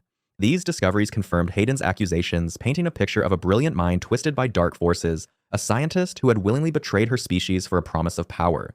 The evidence was damning, leaving no doubt as to the architect of the Martian apocalypse. The Slayer, though not one for words, understood the implications of her betrayal, fueling his already burning rage. One of the most immediate threats to the facility, and indeed to Mars itself, was the imminent meltdown of the Argent facility's core. The uncontrolled influx of Argent energy, coupled with the damaged cooling systems, threatened a catastrophic explosion that would render the planet uninhabitable. Recognizing the urgency, the Doomslayer diverted his immediate attention to activating the cooling systems. This involved navigating through incredibly dangerous demon-infested areas, bypassing damaged infrastructure, and overriding compromised controls. He fought his way through hordes of demons guarding critical junctions, his efficiency driven by the knowledge of the impending disaster. With a series of precise actions, he managed to bring the cooling systems back online, stabilizing the core and averting a planetary catastrophe. This act, while strategic, was also a testament to his foresight and his understanding of the larger stakes involved, showcasing his ability to prioritize objectives beyond mere demon slaying. As he continued his brutal campaign, the Slayer encountered a chilling new phenomenon: the Gore Nests. These grotesque, pulsating structures were organic constructs of hell, continuously spawning new demons, acting as living conduits for the infernal invasion. They were the very heart of the demonic presence, ensuring an unending supply of fresh horrors. To truly stem the tide, the Slayer realized he had to destroy these nests. Each Gore Nest was a biological anomaly, throbbing with dark energy, often surrounded by a protective cluster of demons. Destroying them required a focused assault, often leading to intense, close-quarters combat as the nest would unleash their remaining demonic spawn in a desperate defense. Their destruction was always followed by a momentary lull in the demonic activity in the immediate area, offering a brief respite before the next wave. His relentless pursuit finally led him to Olivia Pierce herself. She was no longer the brilliant, if eccentric, scientist. She had fully embraced her role as a servant of hell, her appearance warped and twisted by the infernal energies she had invited. She was now a grotesque figure, a testament to the corrupting power of the demonic realm, her humanity all but gone. The confrontation was not a battle of wits, but a clash of ideologies, the unyielding force of good, or at least anti-evil, against the insidious corruption of hell. Pierce, now a puppet of the demonic entities, served as a living embodiment of the UAC's hubris and the dangers of tampering with forces beyond human comprehension. Her transformation was complete, a chilling example of what happens when ambition and curiosity are twisted by dark promises. This confrontation marked a critical turning point in the Mars Uprising, as the Slayer faced the very individual responsible for unleashing hell upon humanity once more. This was not the end, however, merely the beginning of the Slayer's renewed crusade, a path that would lead him deeper into the infernal dimensions than ever before. As the UAC's catastrophic experiment spiraled further out of control, Dr. Olivia Pierce, the brilliant but increasingly deranged lead scientist of the Argent facility, shed all pretense of scientific inquiry. Her true agenda, long simmering beneath a veneer of ambition, burst forth into the open. She intended to fully open the gates of hell and unleash its raw, unfathomable power upon Mars, and by extension, upon humanity. Pierce, now fully consumed by her demonic patrons, believed this cataclysmic event would usher in a new era, a twisted symbiosis where humanity would be remade, or perhaps simply consumed by the infernal might she so blindly worshipped. Her actions were no longer about energy solutions or scientific breakthroughs, but about devotion to a dark cosmic force that promised her ultimate understanding and, inevitably, ultimate destruction. With Pierce's apocalyptic intentions laid bare, the Doomslayer's mission became even more critical. He plunged deeper into the ravaged heart of the Lazarus Labs, a sprawling research complex dedicated to the study of Argent energy and demonic physiology. His immediate objective was to retrieve the Argent accumulator, a vital component designed to regulate and contain the volatile Argent Energy, which Pierce now sought to weaponize on an unprecedented scale. As the Slayer fought his way through hordes of newly manifested demons, each more grotesque and aggressive than the last, the full horror of Pierce's plan began to unfold. It was within these blood-soaked corridors, amidst the screams of the damned and the dying, that the Slayer, guided by Hayden's increasingly desperate directives, uncovered the terrifying truth about the Argent Tower. This colossal structure, towering over the Martian landscape, was not merely a power plant, but Hell's primary energy conduit, a massive siphon drawing untold power directly from the demonic dimension and channeling it into Mars. Its destruction was paramount, for as long as it stood, Hell's grip on the planet would only tighten. The journey to the Argent Tower was a brutal gauntlet. The Slayer traversed the scarred Martian surface, a landscape now warped and corrupted by Hell's insidious influence. The air crackled with malevolent energy, and the ground itself seemed to writhe with dark intent. Every step was met with fierce resistance as legions of demons, empowered by the tower's ceaseless flow of Argent Energy, swarmed him. Pinkies charged with feral abandon, their armored hides deflecting lesser blows. Revenants soared overhead, raining down rockets with deadly precision. Mancubi lumbered forward, their twin cannons spewing torrents of hellfire. Each encounter was a testament to the sheer, overwhelming power that the Argent Tower funneled into the demonic forces, transforming them into an even more formidable threat. The Slayer, a lone warrior against an army, systematically carved a path of destruction, his determination fueled by a primal rage and an unwavering resolve to halt the infernal invasion. Upon reaching the Argent Tower, the scale of Hell's ambition became chillingly clear. It was a monstrous edifice, a fusion of advanced UAC technology and grotesque demonic architecture, pulsating with raw Argent Energy. The Slayer fought his way through its labyrinthine levels, each floor presenting new challenges and deadlier demonic encounters. He navigated through corrupted machinery, blood-slicked catwalks, and chambers pulsating with unholy light. Finally, after a grueling ascent, he reached the tower's core. With a decisive act of unbridled power, the Slayer destroyed the Argent Tower, severing Hell's primary energy source on Mars. The colossal structure shuddered, groaned, and then collapsed in a cataclysmic explosion of fire and twisted metal, sending shockwaves across the Martian landscape. The demons, momentarily weakened and disoriented by the sudden loss of their power supply, faltered, their unholy roars replaced by confused snarls. The immediate threat on Mars was temporarily abated, but Olivia Pierce remained at large, and her ultimate goal of opening a permanent gateway to Hell was still a terrifying possibility. With the Argent Tower in ruins and Pierce's plan still unfolding, the Slayer, without hesitation, plunged into the very heart of Hell itself through a newly opened portal. His pursuit of Pierce was relentless, a singular focus that propelled him into the demonic dimension, a realm of unimaginable horror and ancient evil. The landscape of Hell was a nightmare made manifest, jagged spires of obsidian, rivers of molten rock, and skies perpetually choked with noxious fumes. It was here, amidst the tortured souls and the grotesque architecture of a dimension utterly alien to human comprehension, that the Slayer stumbled upon the remnants of an ancient civilization, the Night Sentinels. These legendary warriors, a proud and formidable order of knights, had once stood as humanity's bulwark against the demonic hordes. Their history, etched into the very fabric of Hell, revealed a saga of courage, sacrifice, and ultimately, betrayal. Through fragmented visions, ancient glyphs, and the lingering echoes of their past, the Slayer pieced together the tragic tale of the Night Sentinels.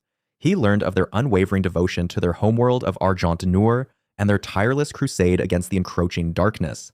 He discovered their advanced technology, their disciplined martial arts, and their profound understanding of both the physical and spiritual realms. But within this glorious history lay a dark stain, a catastrophic act of treachery that had ultimately led to their downfall. The Slayer learned of the Betrayer, a respected and powerful sentinel who, driven by unimaginable grief and a desperate desire to resurrect his fallen son, had succumbed to the whispers of the demons. He had made a pact with the infernal powers, revealing the secrets of the Sentinel's defenses and allowing Hell to conquer Argent Energy.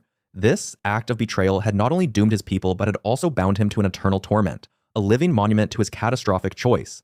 The Slayer, a warrior forged in similar fires of loss and vengeance, recognized the profound tragedy and the deep-seated anger that fueled the Sentinel's legacy. His journey through Hell culminated in a confrontation with the Spider Mastermind, a grotesque and colossal demon, its enormous brain pulsating with dark energy, its mechanical legs clanking against the infernal ground. This monstrous entity, a fusion of organic horror and infernal technology, was the physical manifestation of Olivia Pierce's influence, her final, desperate attempt to unleash Hell's full power. It was a creature of immense destructive capability, capable of spewing torrents of plasma and unleashing devastating sonic attacks. The battle was a brutal, drawn-out affair, a testament to the Spider Mastermind's sheer resilience and Pierce's twisted ingenuity. But even in the deepest pits of Hell, against the most formidable of demons, the Slayer's resolve remained unbroken. With a combination of raw power, tactical brilliance, and an unwavering refusal to yield, he systematically dismantled the spider mastermind, limb by grotesque limb. Its final, agonizing shriek echoed through the demonic realm as it finally succumbed to the Slayer's relentless assault. With the spider mastermind defeated, Olivia Pierce's direct influence over the demonic invasion seemed to finally be broken, her consciousness perhaps absorbed or obliterated by the very power she had sought to command. In the aftermath of the cataclysmic battle, amidst the smoldering ruins of the spider mastermind, the Slayer discovered a relic of immense power, the Crucible. This ancient weapon, a blade of pure Argent energy, was a creation of the Night Sentinels, a symbol of their might and their unwavering fight against the demonic legions. Its discovery was a pivotal moment, for the Crucible was not merely a weapon, but a key, a potent artifact capable of unimaginable destruction against the forces of hell. It represented the legacy of a fallen civilization, a tool forged in the fires of resistance, now in the hands of the one warrior capable of wielding its true potential. However, the triumph was short-lived. As the Slayer stood victorious, the Crucible in hand, Dr. Samuel Hayden, the enigmatic and morally ambiguous head of the UAC's Martian facility, revealed his true intentions. Hayden, a cyborg whose human consciousness resided within a towering robotic shell, had been instrumental in guiding the Slayer, but his motives had always been shrouded in a veil of calculated pragmatism. He admitted that his ultimate goal was not merely to stop the demonic invasion, but to harness Argent energy for humanity's benefit. Hayden argued with cold, logical precision that Argent energy, despite its demonic origins, was too vital, too potent a resource to be abandoned. He envisioned a future where humanity, facing resource depletion and energy crises, could thrive by utilizing this seemingly limitless power. He believed that the risks, however catastrophic, were outweighed by the potential rewards of a new, abundant energy source. His vision, though perhaps well-intentioned on a macro scale, was utterly devoid of the moral qualms that would plague a less pragmatic individual. For Hayden, the ends justified the means, and the suffering inflicted by the demonic invasion was merely a calculated setback in the grand scheme of human progress. As Hayden articulated his chillingly rational perspective, the Slayer, still reeling from the horrors of hell, found himself in a profound ideological conflict. Hayden, with a swift and decisive action, then teleported the Doomslayer away from hell, back to an unknown location, effectively confiscating the Crucible for his own purposes. The powerful Sentinel weapon, now in Hayden's possession, represented a terrifying new chapter in the UAC's pursuit of Argent energy. The immediate demonic threat on Mars had been contained, Olivia Pierce's influence seemingly neutralized, but the broader implications of Hayden's actions and the UAC's continued fascination with Hell's power left a lingering sense of unease. The Doomslayer, stripped of his newly acquired weapon and cast adrift, was left to ponder the true cost of humanity's ambition, and the ever-present danger of dabbling with forces beyond their comprehension. This was not an end, but merely the beginning of a far grander and far more perilous struggle for the soul of humanity. The year 2151 marks a cataclysmic turning point in the Doom timeline, a moment where humanity's ambition collided with an ancient evil, ushering in an era known simply as the Earth Invasion and the Fall of Humanity. Our previous segment detailed the UAC's, Union Aerospace Corporation, relentless pursuit of Argent energy on Mars, a seemingly limitless power source that promised to solve Earth's energy crisis. This pursuit, however, was fraught with peril, a peril that now, in 2151, fully manifested. The UAC's experimental Argent energy research facilities on the Red Planet, driven by a thirst for efficiency and output, inadvertently created a portal to hell. This wasn't a gradual tear in reality, but a sudden, violent rupture, a gateway to a dimension teeming with malevolent entities. The initial incursions were localized, contained within the research complexes, but the sheer volume and ferocity of the demonic forces quickly overwhelmed UAC security. These weren't mere anomalies. They were organized predatory beings, intent on destruction and subjugation. The UAC, initially attempting to cover up these incidents, soon found itself in a full-blown war on Mars. As the demonic incursions on Mars escalated, the UAC, in a desperate attempt to regain control and protect its assets, and perhaps for a fleeting moment its personnel, established the ARC, the Armored Response Coalition. This was no ordinary military force. The ARC was a highly specialized, heavily armed, and technologically advanced unit, designed specifically to combat the growing demonic threat. They were equipped with experimental weaponry and cutting-edge armor, a testament to humanity's rapid advancements in military technology, spurred on by the very crisis they were fighting. The ARC fought valiantly, pushing back against the tide of demons, but even their advanced capabilities were struggling against an enemy that seemed to regenerate and multiply with terrifying speed. Their efforts, while delaying the inevitable, were akin to bailing out a sinking ship with a teacup. At the helm of the UAC during this escalating crisis was Dr. Samuel Hayden, a figure of immense intellect and unwavering resolve, now more machine than man, having transferred his consciousness into a towering cyborg body after succumbing to an incurable brain disease. Hayden, despite the growing demonic threats and the mounting casualties, steadfastly continued to push for Argent energy research. His rationale was cold, calculating, and, to many, terrifyingly pragmatic. Humanity needed Argent Energy to survive, and the demons he believed were merely an obstacle to be overcome, a resource to be exploited. He saw the demonic dimension not as an existential threat, but as a vast, untapped reservoir of power, and he was determined to harness it, no matter the cost. His unwavering belief in the potential of Argent Energy, even in the face of literal hell on Mars, speaks volumes about his singular vision and his willingness to make extreme sacrifices for what he perceived as the greater good of humanity. He was not without his critics, both within and outside the UAC, who saw his actions as reckless, hubristic, and ultimately suicidal. But Hayden, ever the visionary, pressed on, convinced that his path was the only path to salvation. What humanity, and even Dr. Hayden, failed to fully grasp at this nascent stage of the invasion was the true architect behind their woes. The Maykr race, an ancient, highly advanced, and seemingly benevolent alien civilization, led by the enigmatic Khan Maykr, was secretly manipulating humanity's reliance on Argent Energy. The Maykrs, once revered as divine beings by some human cults, were in fact a dying species. Their existence was intrinsically linked to the consumption of souls, a grim truth they had concealed for millennia. Their home dimension, Urdak, was in decline, and they needed a fresh source of life energy to survive. Earth, with its burgeoning population and developing soul harvesting technology, Argent Energy extraction was, in essence, a crude form of soul harvesting, presented a perfect opportunity. The Maykrs, through subtle influences and carefully orchestrated events, had guided humanity's technological development, nudging them towards the very discoveries that would ultimately lead to their downfall.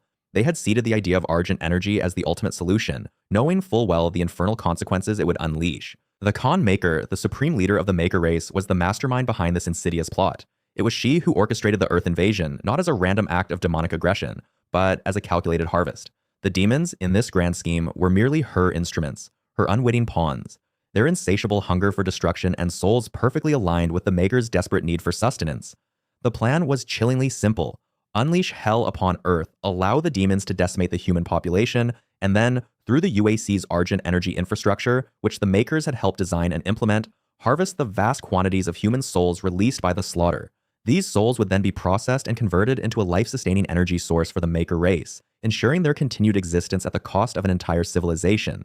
The Maykrs, with their advanced technology and ancient wisdom, had long ago forged a pact with Hell, a symbiotic relationship where Hell provided the souls, and the Maykrs in turn provided the means to process them and, in some interpretations, even enhanced the demonic legions with their own technology.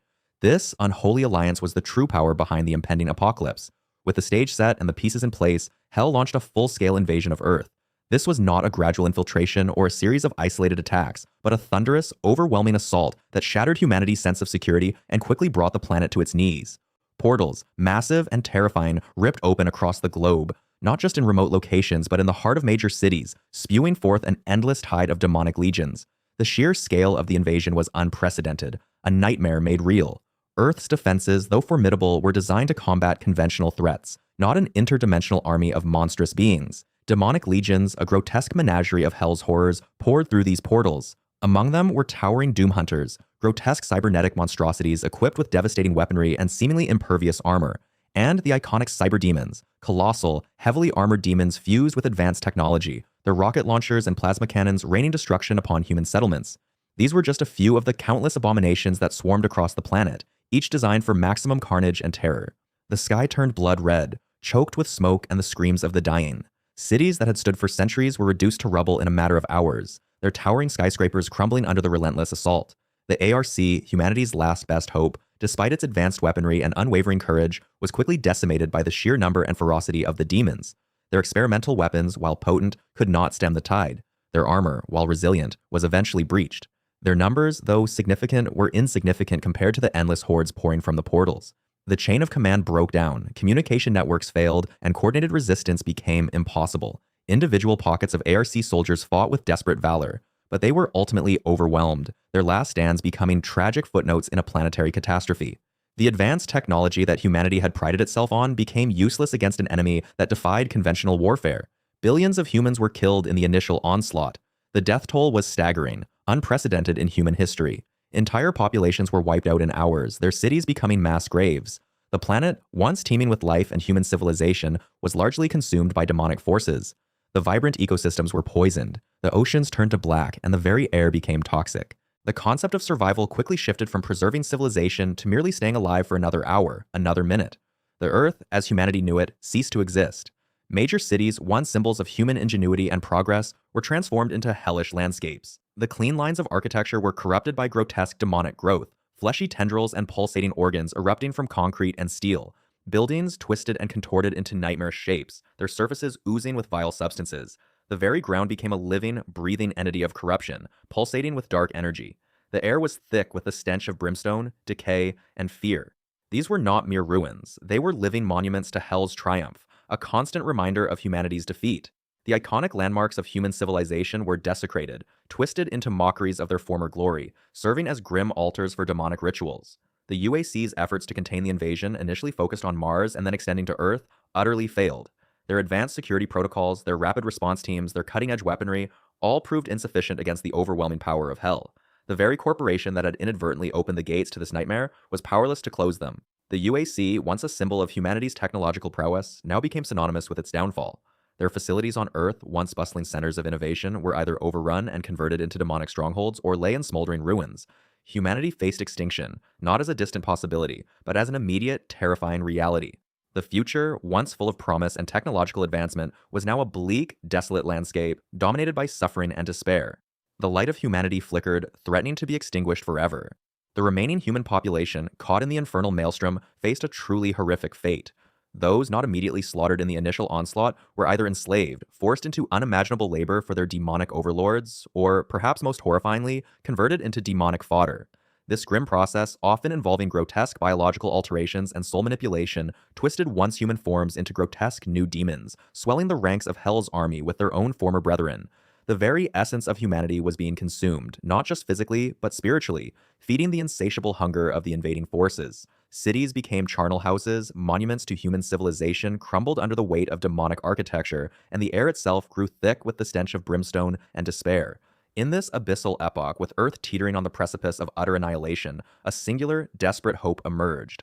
The Doomslayer, a figure of legend and terror to the forces of Hell for eons, was now known to the remnants of humanity as the Doom Guy, a simpler, more relatable appellation for the last bastion against the encroaching darkness. He was not just a warrior, he was the embodiment of humanity's primal rage, its refusal to yield, its unyielding will to survive, even in the face of insurmountable odds. His very existence was a defiance, a living testament to the fact that even Hell's mightiest legions could be broken. His awakening was orchestrated by Samuel Hayden, the cybernetically enhanced director of the UAC, who had, against all odds, managed to recover the Doomslayer's sarcophagus from the heart of Hell itself. Aboard the Fortress of Doom, a colossal, ancient alien warship repurposed by Hayden as his mobile command center, the sarcophagus hummed with dormant power. Hayden, recognizing the unparalleled threat posed by the Earth invasion, initiated the complex protocols to rouse the slumbering Titan. The sarcophagus hissed open, revealing the Doomslayer, his armor scarred by countless battles, his eyes burning with an ancient fury that even millennia of stasis could not extinguish. Hayden, his synthesized voice devoid of emotion, yet carrying the weight of the world, informed the Doomslayer of the Earth invasion and the truly dire situation. He meticulously detailed the scale of the demonic incursion, the rapid collapse of organized human resistance, and the systematic harvesting of human souls to fuel Hell's war machine. He explained the symbiotic relationship between Argent Energy, Hell's primary power source, and the suffering of sentient beings, particularly humans. Hayden, ever the pragmatist, presented the Doomslayer not as a savior, but as a necessary weapon, the only force capable of stemming the tide. He understood the Doomslayer's singular purpose, to eradicate demons, and Earth provided the perfect, albeit horrific, opportunity. Without a moment's hesitation, his purpose clear, the Doomslayer immediately initiated a teleportation sequence to Earth. His arrival was not subtle. It was a cataclysm for the demons unfortunate enough to be in his immediate vicinity. He landed amidst the ruins of a once thriving metropolis, now a grotesque parody of its former self, infested with Hell's foulest creations. This was not a cautious infiltration. It was a declaration of war, a thunderous roar of defiance echoing across the ravaged planet. Thus began his relentless war against the demons, a brutal, uncompromising campaign of annihilation that would etch itself into the annals of both human and demonic history. His path through the demon-infested landscape was marked by unparalleled destruction. He encountered and slayed numerous demonic commanders, high-ranking officers in Hell's army who had been instrumental in the invasion. Among these were the Hell Priests, a triumvirate of powerful ancient beings who served as the primary architects and facilitators of the Earth invasion. These priests, Dig Granak, Dig Grav, and Dig Nilox, were not just military leaders. They were spiritual figures within the demonic hierarchy, wielding immense influence and dark magic. Their elimination was paramount, as they were key to the invasion's continued success and the systematic soul harvesting. Each encounter with a priest was a brutal test of skill and endurance, as these beings possessed formidable powers and were protected by legions of their most devoted followers. The Doomslayer, however, cleaved through them all, his movements a blur of lethal efficiency, his weapons delivering righteous judgment with every shot. The Doomslayer's brutal efficiency and unyielding rage struck a primal fear into the hearts of the demonic forces. They had faced human resistance, even formidable human armies, but never anything like this. This was not a soldier. This was an unstoppable force of nature, a living embodiment of their worst nightmares. Reports of his exploits, often exaggerated by terrified demons, spread like wildfire through their ranks. They called him the Hell Walker, the Unchained Predator, the Doomslayer, a name that resonated with an ancient dread. His presence alone was enough to cause panic among lesser demons, and even the most hardened commanders found themselves questioning their resolve in the face of his relentless advance. The very ground he walked on seemed to repel their evil, leaving a trail of shattered demonic forms and smoldering ruins. Through his relentless pursuit of the Hell Priests, the Doomslayer made a chilling discovery. These seemingly high-ranking demonic figures were in fact Maykr agents. The Maykrs, an ancient, highly advanced alien race from the dimension of Urdak, had orchestrated the entire invasion, using the demons as their instruments. Their ultimate goal was not just conquest, but the systematic harvesting of human souls to sustain their own dying civilization. The Earth invasion was a carefully planned, meticulously executed harvesting operation, with the Hell Priests acting as their direct intermediaries, facilitating the soul transfer and ensuring the smooth flow of Argent Energy. This revelation added a new layer of complexity to the conflict, revealing a far grander, more insidious conspiracy behind the demonic onslaught. The Doomslayer was no longer just fighting demons, he was fighting a cosmic empire. Despite the horrific devastation and the seemingly endless tide of demons, the Doomslayer's actions, though devastating to the demonic forces, were seen as humanity's only chance for survival. His sheer, unadulterated fury, his unwavering commitment to eradicating every last demon, provided a stark contrast to the despair that had gripped the planet.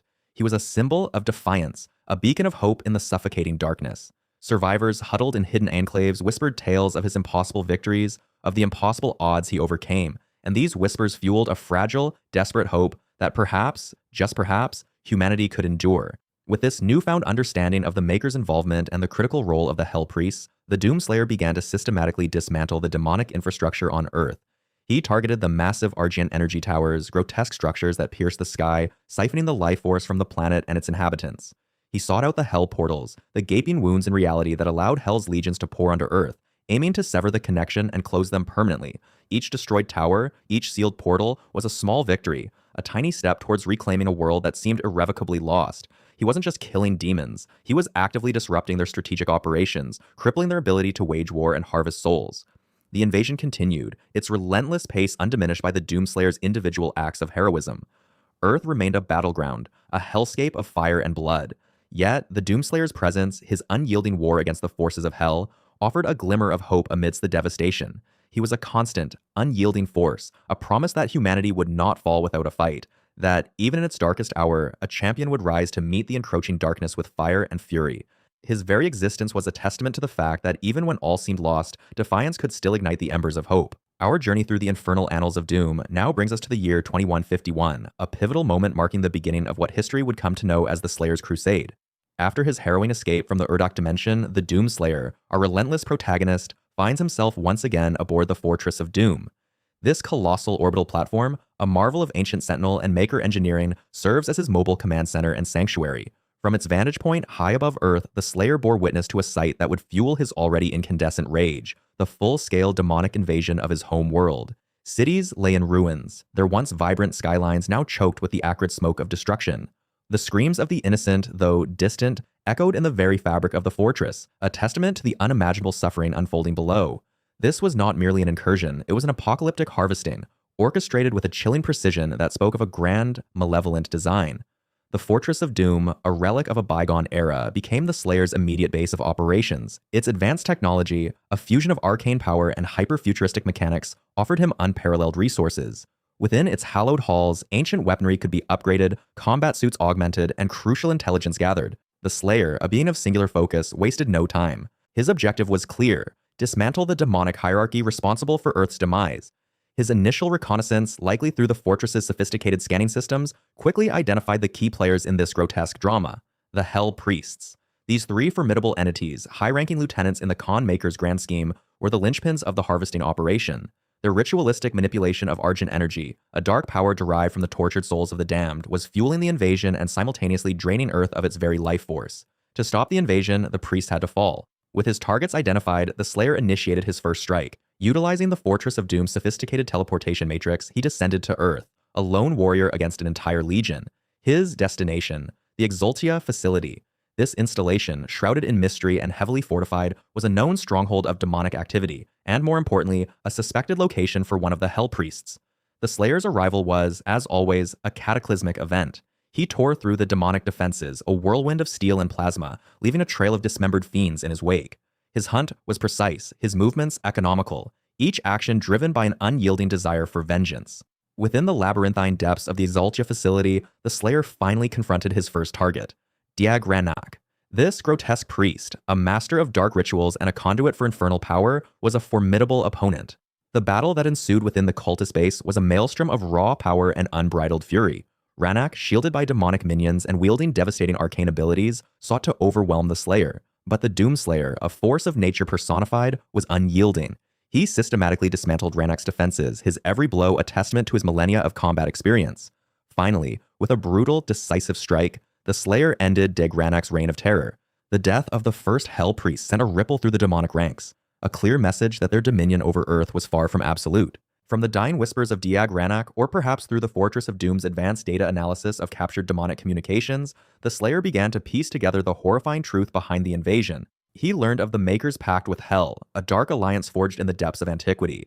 These celestial beings, once revered for their wisdom and advanced technology, had succumbed to a desperate bargain. Their own dimension, Urdak, was facing an existential crisis, a slow decay that threatened their very existence. In their desperation, they turned to the forces of Hell, offering them worlds to harvest in exchange for Argent Energy. This energy, extracted from the suffering of sentient souls, was the lifeblood of the Maykr civilization, a perverse fuel source that sustained their dying realm. The Slayer also understood that the Maykrs, specifically the Khan Maykr, were the true architects of Earth's suffering, using Hell as their instrument. This revelation only intensified his resolve. His next objective was critical: neutralize a major demonic asset on Phobos. The BFG 1000, a colossal weapon of unimaginable destructive power, had been repurposed by the demons. This weapon, originally designed for planetary defense, was now being aimed at Earth, threatening to accelerate its consumption. The Slayer, once again utilizing the Fortress of Doom's teleportation capabilities, journeyed to the Martian moon. The landscape of Phobos was a testament to the raw power of the BFG 1000, scarred by its past tests and now crawling with demonic forces guarding the weapon. The Slayer fought his way through hordes of demons, his path illuminated by the searing energy of his plasma rifle and the crimson glow of his blade. During his relentless assault on the BFG 1000 facility, the Slayer encountered a new and terrifying adversary, the Doom Hunter. This cybernetic demon, a grotesque fusion of flesh and machine, was designed specifically to counter the Slayer's unique combat prowess. Armed with multiple projectile launchers, a powerful chainsaw, and protected by an energy shield, the Doom Hunter was a formidable foe. The battle was a test of the Slayer's adaptability and sheer endurance. He dodged barrages of rockets, parried chainsaw attacks, and systematically dismantled the Doom Hunter's defenses, piece by agonizing piece. The defeat of this engineered monstrosity was a testament to the Slayer's unparalleled skill and his unwavering determination. With the Doom Hunter dispatched, the Slayer successfully disabled the BFG 1000, preventing its catastrophic use against Earth. With the immediate threat of the BFG 1000 averted, the Slayer returned to Earth. His mission led him through the ravaged cityscapes of the ARC complex, a once bustling metropolis now a grotesque monument to demonic devastation. Skyscrapers lay toppled, their metallic skeletons twisted into grotesque forms. Streets were choked with rubble and the decaying remains of both human and demon. The air hung heavy with the stench of death and the acrid scent of brimstone. The air complex was not merely a battleground, it was a testament to the scale of the invasion, a stark reminder of the stakes involved. The Slayer navigated these treacherous ruins, his senses heightened, his every step a calculated move through enemy territory. Deep within the shattered remains of the ARC complex, the Slayer located his second target, Deg Grav. This Hell Priest, even more cunning and elusive than his predecessor, had established a heavily fortified stronghold amidst the ruins. The confrontation with Deg Grav was a brutal affair, a desperate struggle against a being who wielded dark magic with terrifying proficiency. Grav, surrounded by his most fanatical followers, attempted to overwhelm the Slayer with sheer numbers and devastating spells. But the Slayer, fueled by an infernal rage, was unstoppable. He carved a bloody path through Grav's defenses, his super shotgun roaring, his chainsaw tearing through demonic flesh. The final brutal defeat of Deg Grav sent another shockwave through the demonic hierarchy, further disrupting the Khan Maykrs' carefully laid plans. The death of Degrav yielded further crucial intelligence, either directly from the dying priest or through the analysis of data recovered from his stronghold. The Slayer learned of the Maker's ultimate plan, to resurrect the Icon of Sin. This ancient colossal demon, a being of unimaginable power, was the key to fully consuming Earth. Its awakening would signify the final, irreversible stage of the harvesting process, transforming Earth into a new hell.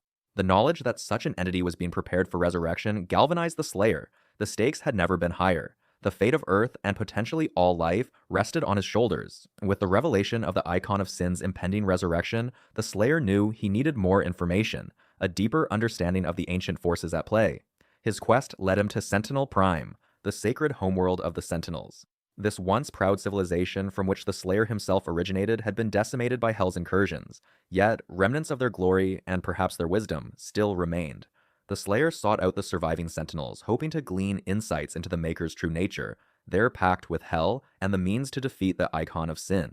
Upon his arrival at Sentinel Prime, however, the Slayer was met not with open arms, but with a challenge. The surviving Sentinels, wary and distrustful after millennia of betrayal and war, demanded proof of his worth. He was forced to confront the Gladiator, a powerful Sentinel guardian, in a trial by combat within the hallowed arena. The Gladiator, a paragon of Sentinel martial prowess, was a formidable opponent, wielding a massive shield and a devastating flail. The battle was a clash of titans, a test of skill, strength, and honor. The Slayer, respecting the traditions of his former brethren, fought with controlled fury, demonstrating his unparalleled combat expertise without resorting to unnecessary brutality. He parried the Gladiator's blows, exploited openings in his defenses, and ultimately defeated him, earning the respect of the surviving Sentinels. Through this trial and the subsequent discussions with the surviving Sentinels, the Slayer uncovered more of the ancient history of the Maykrs. He learned that these celestial beings were not always the malevolent architects of destruction he now knew them to be. In their primordial state, the Maykrs were benevolent, wise, and highly advanced, guiding countless civilizations across the cosmos. They were beings of pure energy and light, guardians of order and knowledge. However, their benevolent nature had been corrupted by the Dark Lord, an entity of immense power and malevolence from the depths of Hell. The Dark Lord, through cunning manipulation and a desperate bargain, had twisted the Maker's purpose, turning them into instruments of his infernal will. This corruption, driven by the Maker's own existential crisis, led them down a dark path, culminating in their pact with Hell and the systematic harvesting of worlds for Argent Energy. The Slayer now understood the full scope of the cosmic tragedy, the layers of deceit and desperation that had led to Earth's current plight. The Maykrs were not merely villains, they were victims of a greater evil, albeit willing ones who had traded their souls for survival. This revelation, however, did not diminish the Slayer's resolve. If anything, it strengthened it. Their corruption did not absolve them of their sins. The crusade continued, with the Slayer now carrying the weight of not just Earth's salvation, but the potential redemption of a corrupted galactic power. The Slayer, having secured the first two Hell Priests, now sets his sights on the final one, Deg Nylox. His journey takes him to the Necrovol, a sprawling, nightmarish facility deep within Hell itself. This isn't merely a military stronghold, it's a demonic processing plant, a grotesque industrial complex dedicated to the systematic harvesting of human souls. As the Slayer navigates its labyrinthine corridors and towering structures, he bears witness to the horrifying efficiency of Hell's machinery. Rivers of tormented souls, stripped of their individuality and reduced to raw energy, flow through conduits, powering the demonic war machine. The air is thick with the screams of the damned, a constant symphony of agony that serves as both fuel and warning. The Necrovol's architecture is a twisted mockery of industry, with colossal gears grinding bone, furnaces stoked with burning spirits, and conveyor belts carrying the remnants of human essence. Each step deeper into this infernal factory reveals another layer of its depravity, illustrating the sheer scale of the Maykr-orchestrated genocide. The Slayer, fueled by an unyielding rage, cuts through legions of demons, each one a cog in this infernal machine, until he finally confronts Deg Nylox. The third and final Hell Priest is found amidst the churning mechanisms of the Necrovol, overseeing the soul harvesting process with a chilling detachment. Unlike his predecessors, Nylox is less a warrior and more a bureaucrat of damnation, his power lying in his control over the infrastructure of Hell. The battle is a brutal, close-quarters affair, with the Slayer tearing through Nylox's demonic guardians before finally bringing the priest himself to justice. With Nylox's demise, the last of the direct orchestrators of Earth's invasion is eliminated, but the Slayer's quest is far from over. From the dying echoes of Nylox's consciousness, or perhaps through fragments of Maykr data recovered from the facility, the Slayer uncovers a crucial piece of information: the location of Urdak, the Maykr homeworld. This revelation is a seismic shift in his understanding of the conflict. The true enemy isn't just Hell, it's the Maykrs and their leader, the Khan Maykr, who has been pulling the strings from the shadows. The discovery confirms her direct involvement in the invasion and the soul harvesting, solidifying her as the ultimate antagonist. Armed with this new objective, the Slayer sets a course for Uac, breaching its formidable defenses. The journey to the Maykr homeworld is a stark contrast to his previous excursions into Hell. Uac is a realm of pristine, ethereal beauty, a testament to the Maykrs' advanced civilization and their pursuit of perfection. Gleaming spires pierce celestial clouds, and crystalline structures hum with an otherworldly energy. Yet, beneath this veneer of serenity lies a sinister truth. The very air of Uac feels cold, devoid of genuine warmth, reflecting the Maykrs' detached and calculating nature. As the Slayer navigates its intricate pathways and grand halls, he encounters the Maykr drones and constructs, guardians of this supposedly divine realm. These beings, while powerful, are ultimately no match for the Slayer's raw power and unwavering determination. He carves a path through their ranks, driven by the knowledge that the fate of Earth and perhaps all life rests on his shoulders. Within the hallowed halls of Uac, the Slayer begins to piece together the full extent of the Maykrs' history and their current predicament. He learns of their reliance on the Father, their benevolent creator, a cosmic entity who bestowed upon them their advanced knowledge and their very existence. The Father, however, has been incapacitated, his essence contained within a mysterious device. In his absence, the Khan Maykr, the supreme leader of the Maykrs, has usurped his power, consolidating control and twisting their ancient traditions to serve her own agenda. The Maykrs, a race that once prided itself on upholding cosmic balance, have become corrupted, their once divine purpose perverted by the Khan. Maykrs' desperate need to save her dying race. Their immortality, it is revealed, is not inherent, but requires a constant influx of Argent energy, which they have been harvesting from other worlds, including Earth, through their pact with Hell. This pact, a desperate bargain, has allowed Hell to flourish and expand, all at the expense of countless innocent lives. The Slayer finally confronts the Khan Maykr in the heart of Uac, a confrontation that pulsates with cosmic significance. The Khan Maykr, a being of immense power and ancient wisdom, reveals her twisted rationale. She explains her plan to sacrifice Earth, not out of malice, but out of a perceived necessity to save Uac from the encroaching threat of the Dark Lord. The Dark Lord, a mysterious and powerful entity from the deepest reaches of Hell, poses an existential threat to the Maykrs, and the Khan Maykr believes that only through the continued harvesting of Argent energy can her species survive. She sees her actions as a necessary evil, a difficult choice made for the greater good of her people. Her words, however, fall on deaf ears.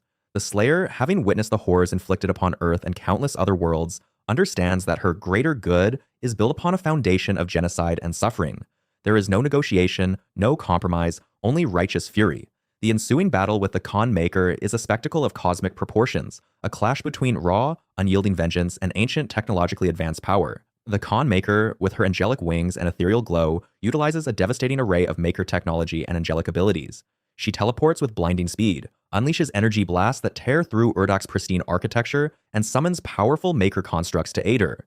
The Slayer, in turn, unleashes his full arsenal, adapting his tactics to counter her otherworldly maneuvers. He dodges her attacks, exploits her vulnerabilities, and relentlessly presses his assault. The fight is a testament to both the Slayer's unwavering determination and the Khan Maker's desperate struggle for survival. Each blow exchanged echoes with the weight of civilizations, with the fate of entire species hanging in the balance. Ultimately, the Slayer's relentless assault proves too much for the Khan Maykr. With a final, devastating blow, he severs her connection to the Father, the source of her immense power and her very immortality. This act not only ends her reign, but also disrupts the delicate balance of Uac, throwing the Maykr homeworld into chaos. With the Khan Maykr defeated, her genocidal agenda is brought to a screeching halt, and the immediate threat to Earth from the Maykrs is neutralized. However, the consequences of her actions and the Maykrs' pact with Hell are still very much in play. The Icon of Sin, a colossal, godlike demon, is still in the process of full resurrection on Earth, a direct result of the Argent energy harvesting and the Maykrs' machinations. The Slayer, ever vigilant, immediately turns his attention back to Earth. He knows that even with the Khan Maykr defeated, the Icon of Sin remains an existential threat. He races against time, knowing that a fully resurrected Icon of Sin would spell the absolute end for humanity. His mission now is to prevent this catastrophic event. He travels to the final sin, the site of the Icon's resurrection, a grotesque fusion of demonic flesh and Maykr technology. Within this monstrous entity, he targets its heart, the pulsating core of its being, the very engine of its rebirth. The Slayer, with surgical precision and brutal efficiency, destroys the Icon's heart, preventing its full resurrection and weakening it significantly. This act, while crucial, does not entirely stop the Icon. It merely cripples it, making it vulnerable enough for a direct confrontation. The climactic battle against the Icon of Sin unfolds on a ravaged Earth, a testament to the scale of the demonic invasion. The Icon, even in its weakened state, is a creature of unimaginable power and immense size, towering over skyscrapers and unleashing waves of destructive energy. This isn't merely a fight, it's a war against a living, breathing apocalypse.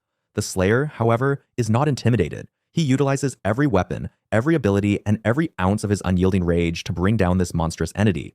He grapples onto its colossal form, tearing through its demonic flesh, targeting its weak points and enduring its devastating attacks. The battle is a testament to the Slayer's sheer willpower and his unwavering commitment to protecting humanity. He is a one-man army, a force of nature against the embodiment of Hell's ultimate power. With a final earth-shattering blow, the Slayer defeats the Icon of Sin, ending its reign of terror and preventing the complete annihilation of Earth. The defeat of the Khan Maykr and the Icon of Sin has far-reaching consequences. The Slayer's actions effectively sever the Maker's pact with Hell, disrupting the flow of Argent Energy, the lifeblood of the demonic invasion. This disruption weakens the demonic forces significantly, throwing their meticulously planned invasion into disarray. Without the continuous supply of souls and the strategic guidance of the Maykrs, Hell's ability to wage war on such a grand scale is severely hampered. Earth, though scarred and ravaged, is saved from complete consumption, and the Maykrs' genocidal agenda, which sought to sacrifice countless worlds for their own survival, is brought to a definitive end. However, the war is far from over. The Slayer's crusade continues, but now with a deeper, more profound understanding of the origins and motivations of his enemies. He has seen the true face of the Maykrs' corruption, the desperation that drove them to their unholy alliance, and the sheer, unbridled malice that fuels the forces of Hell. This knowledge, hard-won through countless battles and unimaginable suffering, only strengthens his resolve. He is no longer just a warrior, he is a guardian, a protector, and a relentless force against all who would threaten life. His journey has revealed a complex tapestry of ancient civilizations, cosmic entities, and desperate bargains, all converging in a war that transcends mere good and evil. The Slayer, now more than ever, is the ultimate weapon against the forces of darkness, his crusade destined to continue until every last demon is vanquished and every threat to life is eradicated. The universe, it seems, will continue to feel the wrath of the Doom Slayer. Following the cataclysmic events of the Slayer's triumphant crusade, where the demonic invasion of Earth was finally quelled and the Khan Maykr, leader of the Maykr race, was vanquished, a new and far more ancient threat began to stir. It is now the year 2151, and the repercussions of the Khan Maker's demise echo across not just Earth, but the very fabric of creation itself. The Doomslayer, having fulfilled his immediate purpose of liberating humanity, soon discovers that his actions, while heroic, have inadvertently triggered a far greater peril. The death of the Khan Maykr, the last surviving member of the original Maykr hierarchy, severed a critical seal, unleashing a being long thought to be a myth, Davoth, the Dark Lord, the primordial creator of Hell itself. This revelation comes not through some ancient prophecy, but from the ever-present, ever-calculating voice of Samuel Hayden. Hayden, a complex figure whose motivations have always been shrouded in a blend of pragmatism and self-preservation, informs the Slayer of the true gravity of the situation. Davoth's return, he explains, isn't merely another demonic incursion. It is an existential threat, capable of unraveling all of existence. The Maykrs, a highly advanced, technologically superior civilization from the dimension of Urdak, had long maintained a delicate balance, however flawed, that kept Davoth imprisoned. With the Khan Maykr gone, that balance has shattered, and the architect of all demonic evil is free. Hayden, ever the strategist, identifies the immediate priority, to retrieve the Seraphim's life sphere. This device, containing crucial information, is believed to hold the key to understanding Davoth's origins and, more importantly, how to defeat him. The Slayer's first objective takes him to a familiar, yet now horrifically transformed location, the Uac Atlantica facility. Once a bustling research outpost, a testament to human ingenuity and scientific endeavor, it now lies in ruins, a grotesque monument to demonic conquest. The facility, originally designed for deep-sea exploration and energy research, has been thoroughly overrun. Its once pristine corridors are now choked with demonic biomass, its advanced machinery twisted into grotesque, organic structures. The air, once recycled and purified, now carries the stench of brimstone and decay. This isn't just another demon-infested base. It's a chilling reminder of how quickly humanity's achievements can be undone by the forces of Hell. The UAC, the Union Aerospace Corporation, a mega-corporation responsible for many of humanity's technological advancements, often served as the unwitting catalyst for demonic incursions through their reckless experimentation with Argent Energy, a powerful energy source derived from Hell itself. Now, one of their more isolated facilities has become a staging ground for Davoth's newly unleashed legions. As the Slayer descends into the depths of the Atlantica facility, he battles through wave after wave of Hell's forces. The demons here are not merely the remnants of the previous invasion. They are invigorated, strengthened by Davoth's return, and in some cases, entirely new. He encounters terrifying new demonic variants, such as the Armored Baron.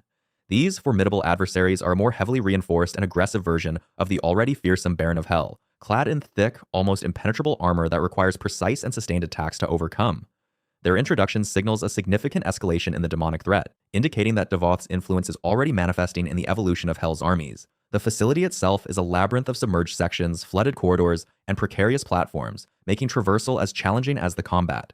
The Slayer navigates through these treacherous environments, his resolve unwavering, driven by the knowledge that the fate of all creation rests on his shoulders.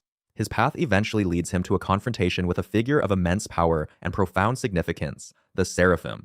This being, once known as Samur Maykr, the very entity who first empowered the Doomslayer with his incredible abilities, now stands as an adversary. The Seraphim, having been gravely injured during the events of the Slayer's previous crusade, has been undergoing a process of regeneration, a process that has left him in a state of heightened vulnerability, and perhaps desperation. He attempts to stop the Slayer from retrieving his life sphere, a spherical device containing his consciousness and memories, vital for understanding Davoth. The Seraphim's motivations for obstructing the Slayer are complex. He is not inherently evil, but his actions are driven by a deep-seated regret and a desperate attempt to rectify past mistakes, even if it means opposing the very champion he created. During their intense confrontation, the Seraphim reveals his true identity and his pivotal role in the Doomslayer's origin story. He confesses that he was the one who transported the injured and near-death Night Sentinel, the man who would become the Doomslayer, to the Maykr dimension of Urdak. It was there that the Seraphim, using Maykr technology and forbidden rituals, imbued the Slayer with his supernatural strength, speed, and near invulnerability, transforming him into the ultimate weapon against Hell. He expresses profound regret for his past actions, acknowledging that his interference while creating a savior also set in motion a chain of events that ultimately led to the current crisis.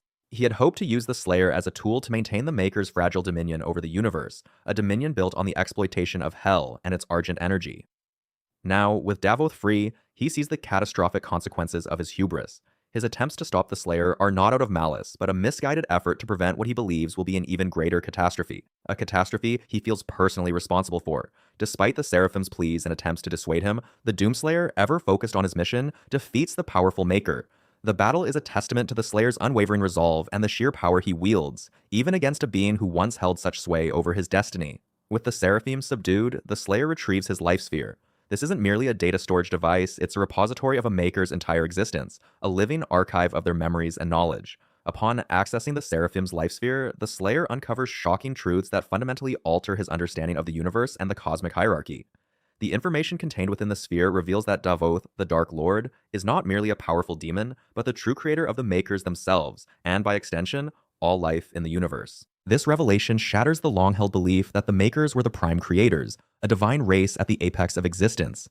It paints a picture of a far more ancient and complex cosmic order, one where the Makers were merely creations, albeit powerful ones, of Davoth.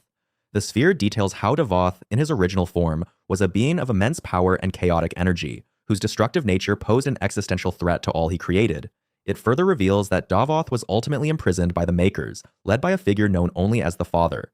The Father, a mysterious and ancient entity, orchestrated Davoth's incarceration, creating a complex system of seals and safeguards to contain his destructive power. This act, while necessary for the survival of creation, also laid the foundation for the Makers' rise to power and their subsequent, often morally ambiguous, governance of the universe. The Makers, in their attempts to maintain order and preserve their own existence, eventually came to exploit Hell, harvesting its Argent energy and creating a cycle of suffering that the Slayer has so vehemently fought against. The Seraphim sphere, therefore, provides not just information about Davoth, but a complete recontextualization of the entire cosmic conflict, revealing the Makers as flawed, self-serving entities who, in their quest for power and self-preservation, inadvertently sowed the seeds of their own destruction and the return of their creator.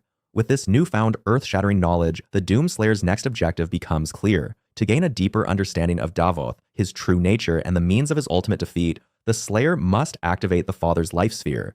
This ancient artifact, believed to hold the most comprehensive knowledge of Davoth and the Maker's origins, represents the next crucial step in the Slayer's relentless crusade against the forces that threaten all of creation.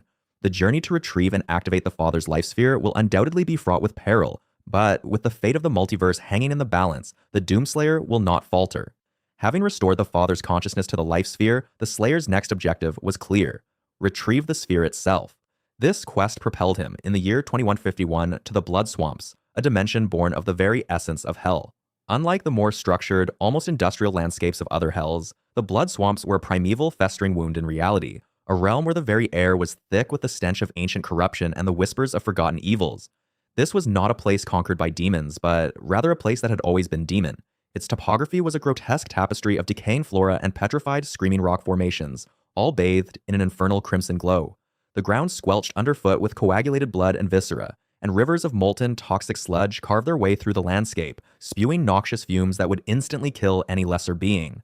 The blood swamps were a living testament to the sheer, unbridled malevolence of hell, a place where the forces of darkness had run rampant for millennia, unchecked and unchallenged. It was here that the Father, in his original, uncorrupted form, had been imprisoned by Devoth, the Dark Lord, after the betrayal that led to the creation of the universe. The Father's life sphere, a vessel containing his very essence, was hidden deep within this corrupted realm, a cruel irony given his benevolent nature.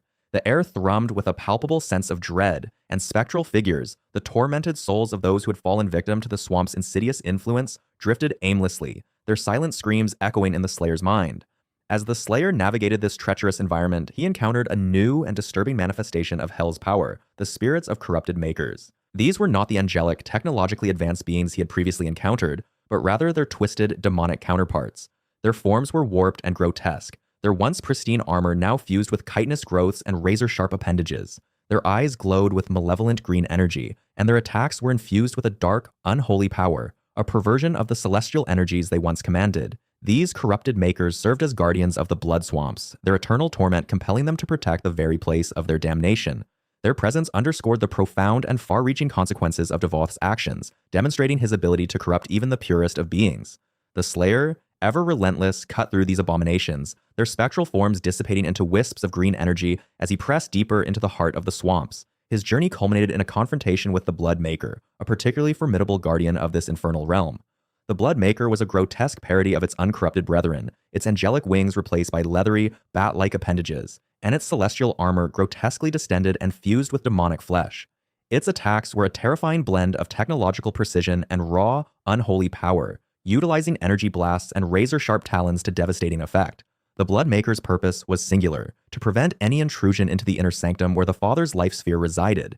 It was a testament to the Dark Lord's foresight, placing such a powerful and perverted guardian in a realm already teeming with dangers. The battle was a brutal dance of death, the Slayer's raw power and unyielding determination clashing against the Blood Maker's corrupted might. Ultimately, as with all who stood in his path, the Blood Maykr fell, its essence dissolving into the noxious atmosphere of the swamps, leaving behind only a lingering scent of sulfur and ozone. With the Blood Maykr vanquished, the path to the Father's life sphere was finally clear. The Slayer reached a cavernous chamber, pulsating with a sickly green light, at the very heart of the blood swamps. There, suspended within a pulsating organic sac, was the Father's life sphere, emanating a faint, ethereal glow that seemed impossibly pure amidst the surrounding corruption. Guarding this vital artifact was the Malagog, a colossal demonic entity of immense power and primordial evil. The Malagog was a creature of nightmare, a being of pure, unadulterated malevolence. Its form was a horrifying amalgamation of bone, muscle, and writhing tentacles, its skin the color of dried blood, and its eyes burning with an ancient predatory intelligence. It was a creature born of the deepest abysses of hell, a living embodiment of the swamp's inherent corruption. Its roars shook the very foundations of the chamber, and its attacks were cataclysmic, tearing through the environment with terrifying ease. The Malagog was not merely a guardian, it was a living weapon, designed to crush any who dared approach the Father's prison. This was a battle of epic proportions, a clash between the Slayer's unwavering will and the Malagog's raw, destructive power. The Slayer, using every weapon and ability at his disposal, engaged the titanic demon, dodging its earth-shattering blows and relentlessly chipping away at its formidable defenses. The fight was a testament to the Slayer's indomitable spirit, his refusal to yield even in the face of such overwhelming power. After a grueling and protracted struggle, the Malagog, a creature that had likely terrorized entire dimensions, finally succumbed to the Slayer's might, its colossal form collapsing into a heap of grotesque flesh and bone, its dying screams echoing through the chamber before fading into an unnatural silence. With the Malagog defeated, the Slayer finally reached the Father's life sphere. He activated it, initiating a direct interface with the ancient entity. The sphere pulsed with renewed energy, and the Father's consciousness, now fully restored, began to impart crucial information, details that would fundamentally alter the Slayer's understanding of his enemy, Devoth, and the very nature of existence. The Father's voice, though ancient and ethereal, resonated with profound wisdom and a deep sorrow. He revealed that Devoth, the Dark Lord, was not merely a powerful demon, but the primordial creator of all creation, the first being. He explained that Devoth's life essence was intrinsically tied to the life of every single sentient being, every star, every planet, every atom in the universe. This meant that Devoth was, in essence, immortal. As long as creation existed, Devoth would exist. His life force was dispersed throughout the fabric of reality, making him impervious to conventional death. This revelation was a monumental paradigm shift. The Slayer had always faced enemies that could be killed, albeit with great effort. Davoth, however, presented a challenge of an entirely different magnitude. The Father continued, his voice heavy with the weight of untold millennia, explaining the seemingly insurmountable obstacle. Davoth's immortality meant that he could not simply be destroyed. To kill Davoth would be to unravel the very tapestry of existence, to extinguish all life, including the Slayer's own. However, the Father then revealed the one, improbable loophole, the single path to victory. He explained that Davoth could only be defeated by a being of equal power, a being whose life force was also intrinsically linked to Davoth's, a being that shared a fundamental connection to the primordial creator. That being, the Father revealed, was the Slayer himself. This was the true nature of the Slayer's unique power, his unparalleled strength, and his seemingly inexhaustible rage. He was not merely a human imbued with divine power, he was a reflection, a counterpart, a necessary counterpoint to Davoth's primordial existence. His creation, his very being, was a direct consequence of Davoth's original act of creation, and thus he possessed the inherent capacity to challenge the Dark Lord on an equal footing. This revelation solidified the Slayer's destiny, transforming him from a mere warrior into a cosmic force, a pivotal figure in the ultimate struggle for all existence. The Father then unveiled another crucial piece of information, one that would redefine the Slayer's perception of his ultimate foe. He explained that Davoth's true form was not some grotesque demonic entity, but rather that of the Dark Lord, a powerful mech suit. This was a shocking revelation, suggesting that the Dark Lord the Slayer had been pursuing was not a being of flesh and blood, but a technological construct, albeit one of immense power. This mech suit was Davoth's chosen vessel, a means by which he could manifest his primordial power in a physical form, allowing him to interact with and dominate the material universe. This also implied that the Davoth the Slayer had been hearing about, the being responsible for the betrayal and the creation of the universe, was not necessarily the mech suit itself, but the consciousness, the life essence that resided within it. The mech suit was merely an extension, a tool, albeit a terrifyingly potent one, for Davoth to exert his will. This information provided a tangible target for the Slayer, a physical manifestation of his immortal foe that could be confronted and, potentially, defeated. Armed with these profound revelations, the Slayer understood the immense stakes involved. The fate of all creation rested squarely on his shoulders. He was not just fighting for humanity, or for the Maykrs, or for any single species. He was fighting for the very existence of the universe. The final confrontation with Davoth, the Dark Lord in his mech suit, was now inevitable.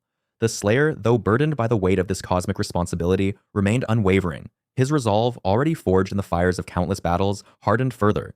He prepared for the ultimate showdown, knowing that this would be the greatest challenge he had ever faced, a battle that would determine the destiny of all that is, and all that ever will be. The stage was set for the ultimate reckoning, a clash between primordial creator and cosmic destroyer, a battle for the soul of the universe itself. Having traversed the treacherous landscapes of the Blood Swamps and the treacherous reaches of Urdok, the Doomslayer, in the year 2151, finally stood at the precipice of Hell's ultimate bastion, Imora, the capital city of the underworld. This was it, the culmination of his relentless crusade against the demonic hordes, a journey that had spanned dimensions and eons. His victory over the Dark Lord's previous manifestations and the annihilation of his vast armies had paved the way for this final, audacious assault. The air crackled with malevolent energy, a palpable hum of ancient power and seething hatred emanating from the colossal, obsidian spires that pierced the infernal sky. Imora was not merely a city, it was a fortress, a monument to Davoth's dominion, a labyrinth of pain and suffering forged over countless millennia.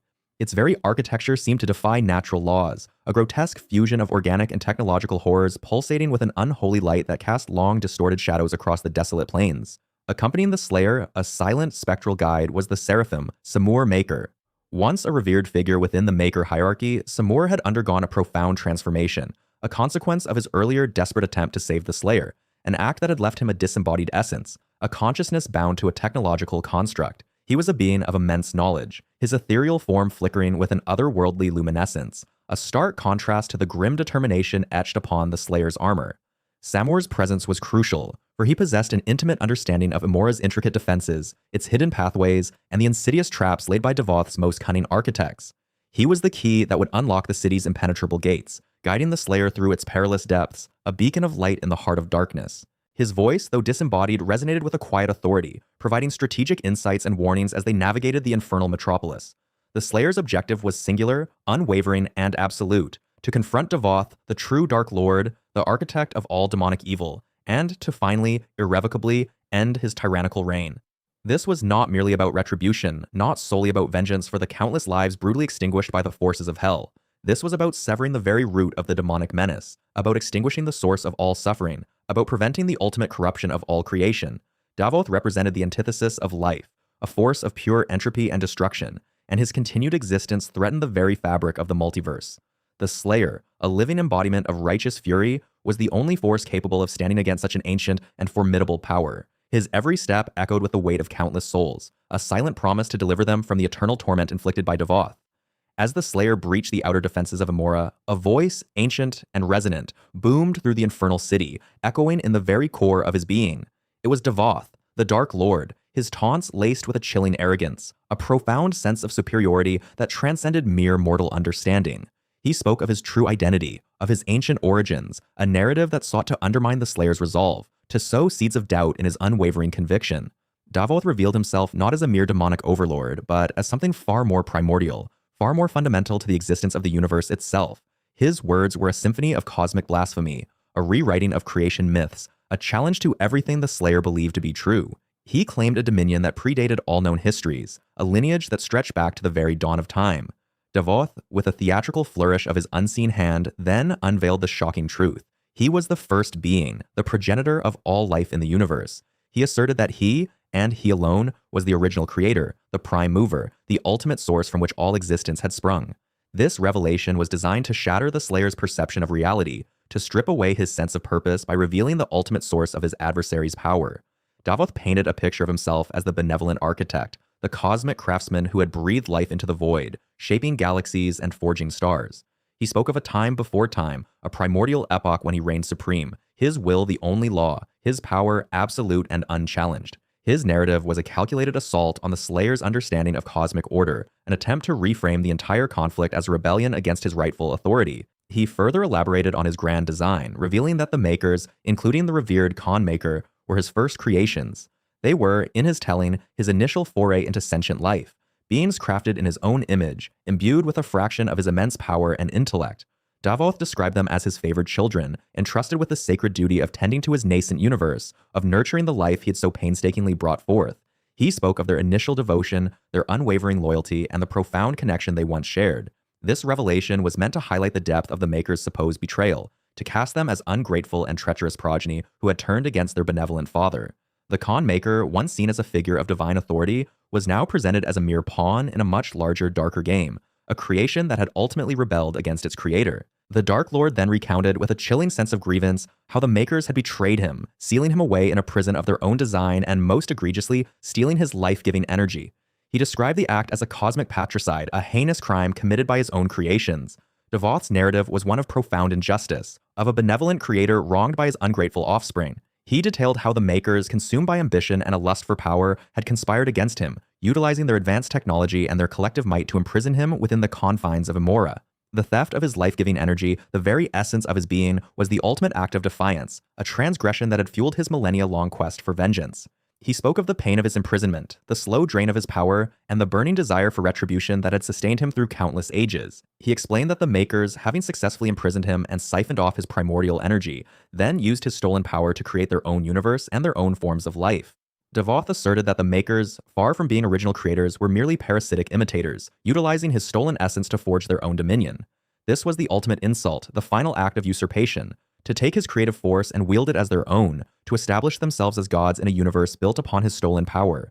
He painted a picture of the Maykrs as cosmic thieves, appropriating his divine spark to fashion a reality in their own image, a reality that was fundamentally flawed and ultimately doomed to corruption. The Maykr universe, including the dimensions inhabited by humanity, was, in Davoth's eyes, a fraudulent construct, a testament to their treachery and their inability to create on their own. In a final audacious twist, Davoth asserted that the Doomslayer himself was a product of this stolen power, a Maykr creation.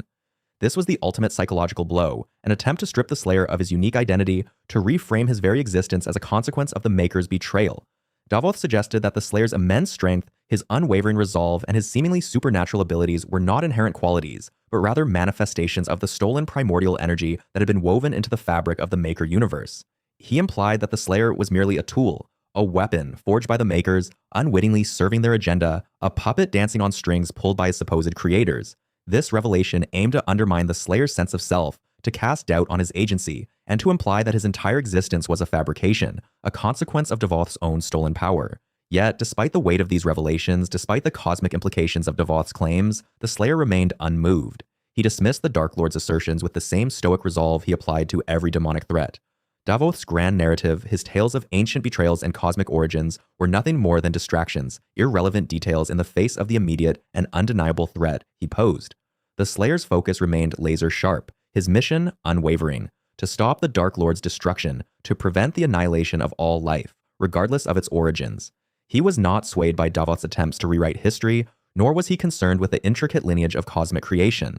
His purpose was simple, brutal, and profoundly effective: to eradicate evil, and Davoth, regardless of his claims to godhood, was the embodiment of that evil. His resolve was a testament to his singular focus, his unwavering commitment to his self-appointed role as the Scourge of Hell. With Davoth's taunts still echoing in the infernal air, the Slayer plunged deeper into Amora, battling through its formidable defenses. Legions of demons, their forms twisted and grotesque, surged forth from every shadowed alleyway, every towering structure. These were not the common imps and cacodemons of previous encounters, but a more ancient, more formidable breed, their bodies infused with the raw power of Davoth himself. They were the elite guard of Amora, honed by millennia of warfare, their sole purpose to protect their Dark Lord. The city itself seemed to writhe with malevolent life, its obsidian walls crawling with grotesque gargoyles, its streets patrolled by towering armored fiends. The air was thick with the stench of brimstone and fear, the ground slick with demonic ichor. Each step was a battle, each corridor a gauntlet of pain and death. Amidst the swirling chaos of the demonic onslaught, the Slayer encountered a new and terrifying adversary, the Amoran Sentinels. These were not mere demons, but colossal, biomechanical constructs, towering figures of obsidian and molten metal, their forms infused with arcane energies. They were the city's ultimate defenders, silent and relentless, their glowing eyes fixed on the interloper who dared to breach Davoth's sanctuary. Their attacks were devastating, their movements precise and powerful, each blow capable of shattering even the Slayer's formidable armor. They moved with an unsettling grace, their metallic limbs carving through the air with deadly efficiency, their energy weapons unleashing torrents of destructive force. The Slayer, ever the master of improvisation, adapted his tactics, utilizing the environment to his advantage, exploiting their weaknesses with brutal precision, his super shotgun roaring, his plasma rifle searing, his crucible blade cleaving through their hardened shells. As he fought his way through the labyrinthine streets, the Slayer confronted and ultimately defeated the Amoran Guard, the elite warriors sworn to protect Davoth. These were the pinnacle of Hell's military might, their bodies a fusion of demonic flesh and ancient, infernal technology. They wielded weapons of unimaginable destructive power, their armor shimmering with dark energies, their minds utterly devoted to their Dark Lord. Each member of the Amoran Guard was a formidable opponent, a master of combat, their movements fluid and deadly. They fought with a savage grace, their attacks coordinated and relentless, seeking to overwhelm the Slayer with their sheer numbers and their devastating power. But the Slayer, a force of nature unto himself, met their ferocity with an even greater intensity, his every move a testament to his mastery of combat, his every strike a declaration of war against the forces of Hell. He carved a bloody path through their ranks, leaving behind a trail of shattered armor and vanquished foes, his determination unwavering. Finally, after what seemed an eternity of relentless combat, the Slayer reached Davoth's throne room, the very heart of Amora. The colossal doors, forged from an unknown dark metal, groaned open, revealing a chamber of unimaginable scale and grandeur. The air within was thick with oppressive power, a palpable weight that pressed down upon the Slayer, a testament to the ancient entity that resided within. This was it, the final confrontation, the ultimate showdown between the forces of good and evil, between the relentless fury of the Slayer and the primordial power of the Dark Lord. The throne room was a testament to Davoth's self-proclaimed divinity, its architecture a fusion of cosmic horror and infernal opulence, its vastness dwarfing even the Slayer's imposing figure. And there, seated upon a throne of impossibly dark stone, was Davoth. But this was not the armored figure the Slayer had encountered in previous skirmishes, the imposing warrior clad in black and gold. This was Davoth in his true form, a powerful ancient entity whose very presence radiated an aura of immense cosmic power. He was a being of pure energy and raw creation, his form shifting and coalescing, a swirling vortex of primordial force, his eyes burning with the cold fire of 1,000 dying stars. His true appearance was a revelation, a testament to his claims of ancient origins, a being far beyond the comprehension of mortal minds. This was the ultimate adversary, the true architect of Hell, and the battle that was about to unfold would determine the fate of all creation. He reveals his plan to reclaim his stolen power and remake the universe in his image. Davoth, the Dark Lord, now unmasked as the true architect of all existence, declares his intention to reclaim the primordial essence that fuels his being, an essence he claims was unjustly taken from him. He articulates a cosmic vision, not of conquest, but of a fundamental recreation, a complete overhaul of reality itself, purged of what he perceives as the imperfections and deviations that arose from his original, interrupted design. He asserts that the universe as it stands is a flawed imitation, a shadow of what it could be, and that only through his direct intervention, through the complete annihilation and subsequent rebirth of all creation, can true order and perfection be achieved. This isn't merely about dominance, but about a cosmic artistry, a final, definitive stroke to correct what he sees as a millennia-long error. He envisions a universe where his will is absolute, not through tyranny, but through the inherent alignment of all things with his foundational blueprint. The Slayer, having absorbed this chilling revelation, engages Davoth in a brutal multi-stage battle. This isn't a skirmish, it's a cataclysmic clash that tears at the very fabric of the desolate landscape of Imora. Each blow exchanged carries the weight of cosmic consequence. The Slayer, fueled by an incandescent rage and an unyielding commitment to protect all life, unleashes his full arsenal, a symphony of destruction honed over eons of demonic warfare. He navigates Davoth's devastating attacks with a dancer's grace and a warrior's precision, every dodge, every counter, a testament to his unparalleled combat prowess. Davoth, in turn, fights with the raw, untamed power of a god, his movements imbued with a primal force that reshapes the environment around them. The ground cracks, ancient structures crumble, and the very air crackles with the immense energies unleashed by their conflict. As the battle intensifies, Davoth transforms into a corrupted, demonic version of the Doomslayer, mirroring his opponent in a grotesque parody. This isn't a mere change of form, it's a profound, symbolic act. The Dark Lord sheds his previous guise, revealing a monstrous, hellish iteration of the very figure who has been his bane. This corrupted form, with its crimson armor, glowing eyes, and infernal weaponry, is a direct mockery of the Slayer, a twisted reflection designed to undermine his identity and purpose. Davoth's intention here is clear, to assert his ultimate authority, to demonstrate that even the Slayer, the harbinger of his destruction, is merely a derivative, a faint echo of his own original design. He seeks to strip the Slayer of his unique status, to reduce him to nothing more than a corrupted offshoot of Davoth's own creative power. This transformation is a chilling visual manifestation of Davoth's claim of creation, a physical embodiment of his declaration that all life, even the Slayers, originated from him. He is effectively saying, "You are me, but broken." The Slayer, facing this horrifying doppelganger, understands the profound insult and the existential threat it represents. He uses his full arsenal and combat prowess to counter Davoth's immense power, adapting his strategies to this new, more personal threat. Every weapon in his formidable arsenal, from the super shotgun's devastating close-range blast to the ballista's precise energy bolts, is brought to bear. He weaves through the chaotic battlefield, utilizing environmental hazards and his own superhuman agility to gain an advantage. His combat style, a brutal ballet of aggression and tactical precision, is pushed to its absolute limits. He employs every technique learned across countless battles, every trick, every maneuver, in a desperate struggle against a foe who not only matches his power, but also reflects his very image. Davoth's attacks are devastating, utilizing dark energy and powerful physical strikes that could shatter lesser beings. He unleashes torrents of unholy fire, conjures shadowy tendrils that lash out with terrifying speed, and delivers physical blows imbued with the force of a collapsing star. Each impact sends shockwaves through the ruined city, tearing apart the already devastated landscape. He moves with a predatory grace, his corrupted form a blur of destructive motion, constantly pressing his advantage, seeking to overwhelm the Slayer with sheer, unadulterated power. The air vibrates with the raw energy of his assaults, and the very ground beneath their feet trembles with each concussive blast. Yet, the Slayer endures Davoth's onslaught, fueled by his unwavering resolve, a burning core of defiance that refuses to be extinguished. He takes hit after hit, his Praetor suit absorbing incredible punishment, but his spirit remains unbroken. Each wound, each near miss, only serves to harden his resolve, to intensify his focus. His determination isn't born of blind rage, but of a profound understanding of what is at stake, the fate of all existence, the freedom of every sentient being. He fights not just for revenge, but for the fundamental right of life to exist free from the tyrannical whims of a cosmic overlord. His endurance is not merely physical, it is a testament to the indomitable will of a being who has faced down impossible odds time and again and emerged victorious. Amidst the chaos of their final confrontation, the Slayer learns that Davoth is the original creator of all life, including the Maykrs. This isn't a whispered secret or a cryptic prophecy, it's a direct, undeniable truth revealed through the intensity of their connection, perhaps a brief, agonizing glimpse into Davoth's own memories, or a telepathic communion forced by the sheer proximity of their immense powers. The revelation fundamentally reshapes everything the Slayer thought he knew about the universe. The Maykrs, once perceived as ancient divine beings, are now understood to be mere creations, extensions of Davoth's original design. This knowledge adds another layer of complexity to the conflict, demonstrating that the battle is not just against a demon lord, but against the very source of creation itself, a being who believes he has the right to unmake and remake everything he brought into existence. This understanding, while profound, does not deter the Slayer. Instead, it solidifies his conviction that Davoth's reign must end.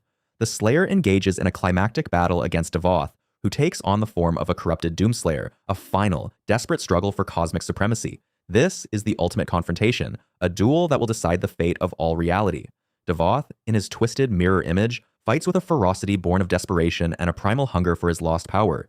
He wields dark energy with unparalleled mastery, summoning forth destructive forces that warp space and time around them.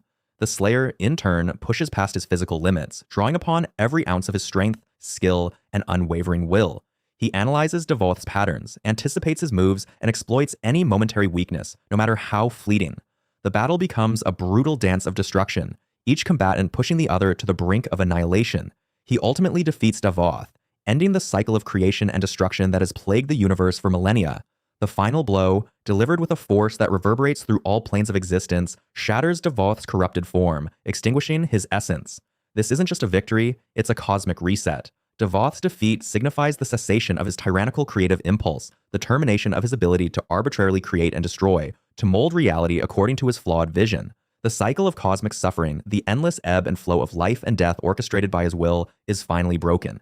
The universe, for the first time in its existence, is truly free from the shadow of its original, malevolent architect. With Devoth's death, the source of all demonic energy and creation is extinguished. The primordial wellspring from which all demonic entities and the very fabric of hell itself drew their power suddenly dries up.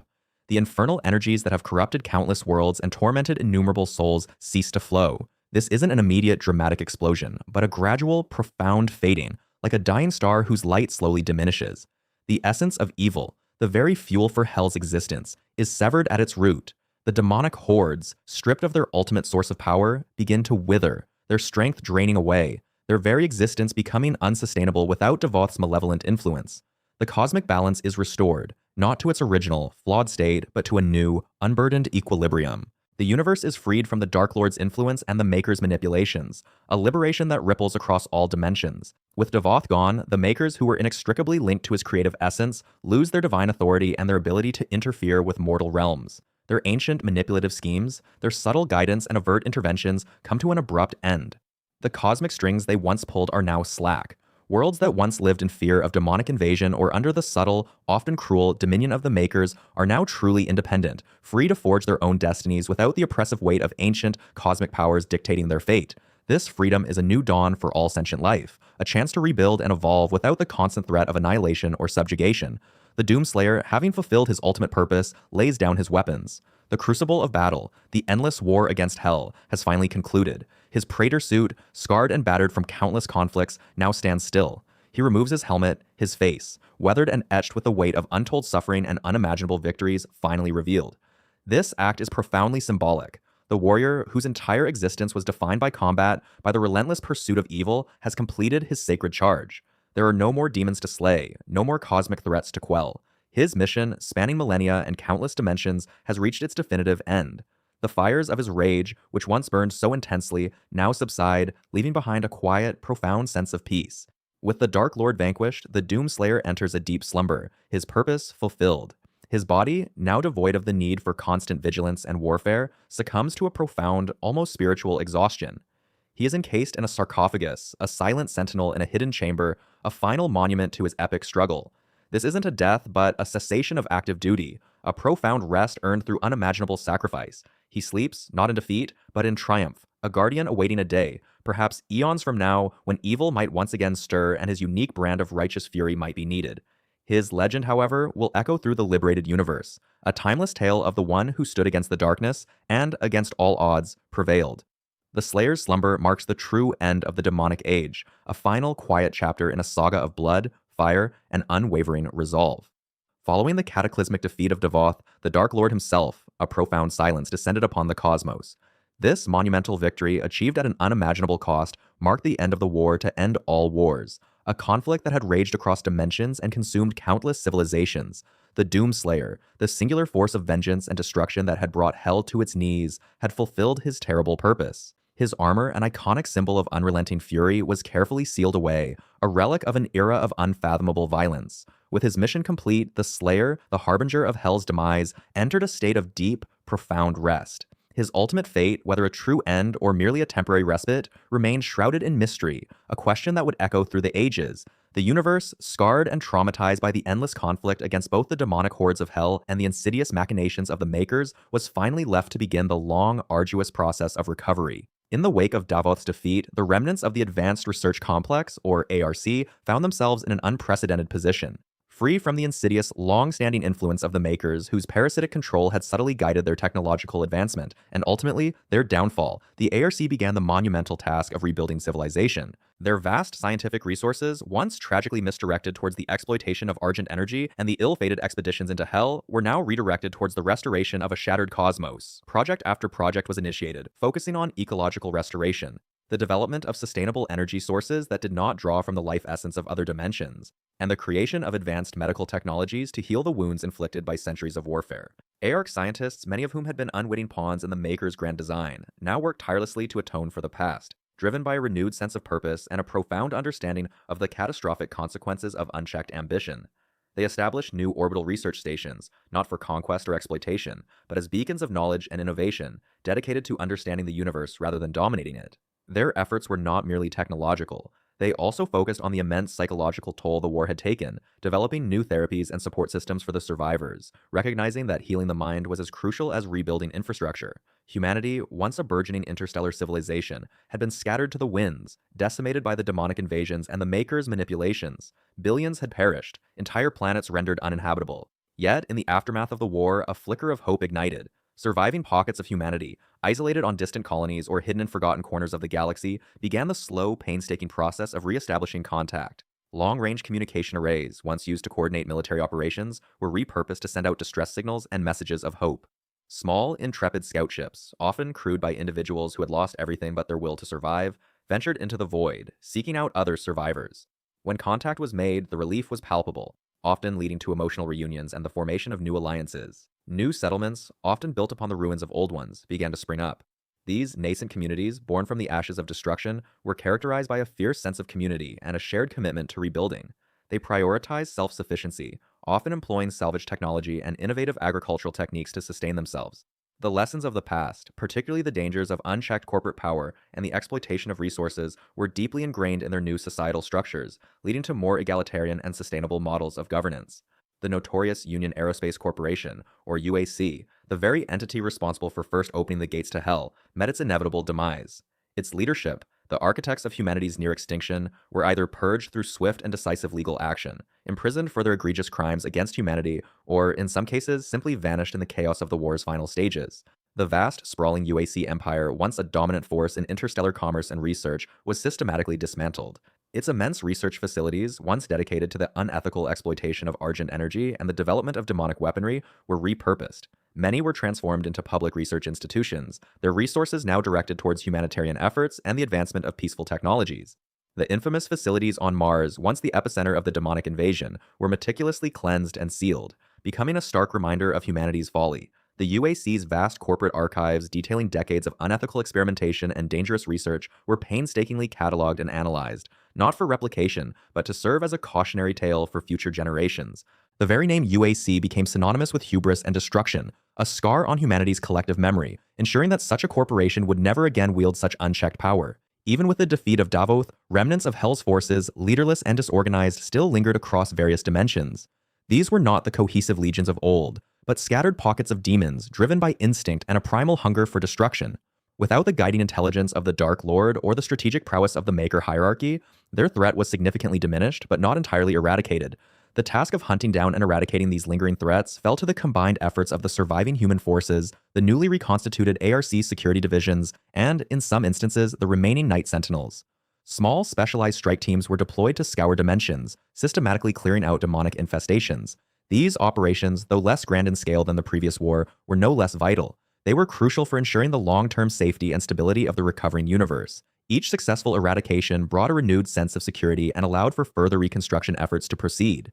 The techniques developed by the Doomslayer, particularly his brutal efficiency and unwavering determination, were studied and adapted, guiding these cleansing operations.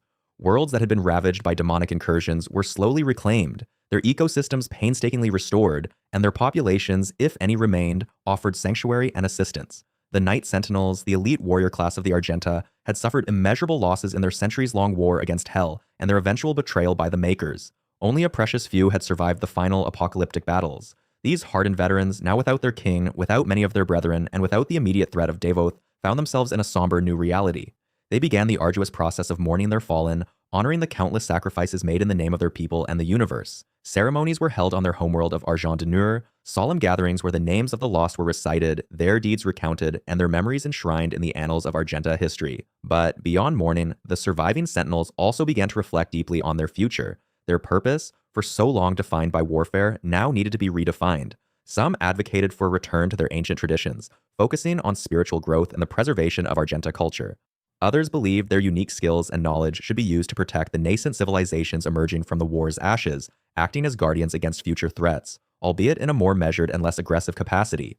The question of their leadership, with the demise of King Novik and the absence of the Doomslayer, became a central point of discussion and debate, as they sought to forge a new path for their proud but diminished people. Their homeworld, Argent Energy, though bearing the deep, unhealing scars of centuries of demonic invasion and the destructive power of the Maykrs, slowly began its own process of healing. The once vibrant, verdant landscapes had been scorched and twisted by demonic corruption, its sacred sites desecrated. But with the absence of Hell's influence, the planet's natural regenerative processes, aided by the surviving Argenta and perhaps the subtle energies of the cosmos, began to take hold. The crimson taint of Argent Energy, which had seeped into the very soil, slowly receded. New flora began to sprout from the scorched earth, tentative at first, but gradually reclaiming the land. The magnificent, towering structures of Argenta architecture, though often damaged beyond repair, stood as silent testaments to a glorious past, and efforts began to stabilize and preserve them. The surviving Argenta, with their deep reverence for their homeworld, initiated ambitious restoration projects, meticulously cleansing the land of demonic residue and nurturing its rebirth. They began to rebuild their cities, not as they once were, but as a reflection of their newfound resilience and their commitment to a peaceful future. The healing of Argent Energy was not merely a physical process, it was a symbolic one, representing the hope for renewal after an era of unimaginable devastation. This long sleep, this period of profound quietude, was a time of introspection and reconstruction, a necessary pause before the universe and its weary inhabitants would face whatever new challenges the future might hold. The ripple effects of Devoth's final demise, however, extended far beyond the immediate battlefield. The Maykr species, once the architects of a vast, if flawed, cosmic order, found themselves adrift in an existential crisis. Their hierarchy, meticulously constructed over eons around the worship and service of the Father, was utterly shattered. With Devoth, the last vestige of their original deity, extinguished, their very purpose, their raison d'etre, evaporated into the void. They were a people without a god, a civilization without a guiding star, their once unquestioning faith replaced by a profound, species-wide spiritual vacuum. The once proud Maykr homeworld of Urdak, its shimmering spires and ethereal architecture now a testament to a bygone era, became a silent monument to their collective loss. Without the unifying principle of their creator, internal divisions, previously suppressed by the rigid societal structure, began to surface. Some Maykrs, particularly those who had served Devoth directly, struggled to reconcile their past actions with the sudden absence of their divine mandate. Others, perhaps those who had always harbored doubts about the Father's true nature, found themselves grappling with the profound implications of his deception and ultimate destruction. The very fabric of their society, built upon the concept of divine will, began to unravel, leaving them to confront an uncertain future, devoid of the cosmic certainty they had always known. Concurrently, the Seraphim, Samur Maykr, now finally free from the insidious control of Devoth, retreated into a profound and solitary isolation. His millennia-long servitude, a cruel punishment for his role in the Slayer's creation, and the subsequent unraveling of Devoth's plans, had taken an immeasurable toll. The weight of his actions, the compromises he had made, and the suffering he had witnessed all weighed heavily upon his consciousness. The once powerful Archangel, who had orchestrated the Slayer's transformation and guided his early campaigns against Hell, now sought solace in the quiet contemplation of his own existence. He had fulfilled his ultimate purpose, albeit at a terrible cost, by facilitating Devoth's defeat. But what remained for a being who had dedicated his entire being to a divine mandate that no longer existed? His future, once inextricably linked to the Maykr Empire and the Father's will, was now a blank canvas, its possibilities both liberating and terrifying. Whether he sought atonement, a new purpose, or simply a quiet end to his long and tumultuous existence, remained shrouded in the cosmic mists of time, his presence a silent, watchful shadow in the aftermath of the war. As for the remaining Hell Priests, those insidious agents of the Dark Lord who had spread his influence across countless worlds, their fate was equally grim.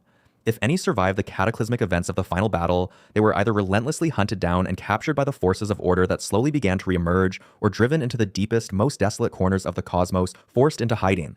Their power, once absolute within their respective domains, was now broken, their demonic legions scattered, and their master utterly destroyed. The Argent Energy, the very lifeblood of their unholy rituals and the source of their terrifying might, was no longer being actively harvested and channeled in the same devastating quantities, leaving them weakened and vulnerable.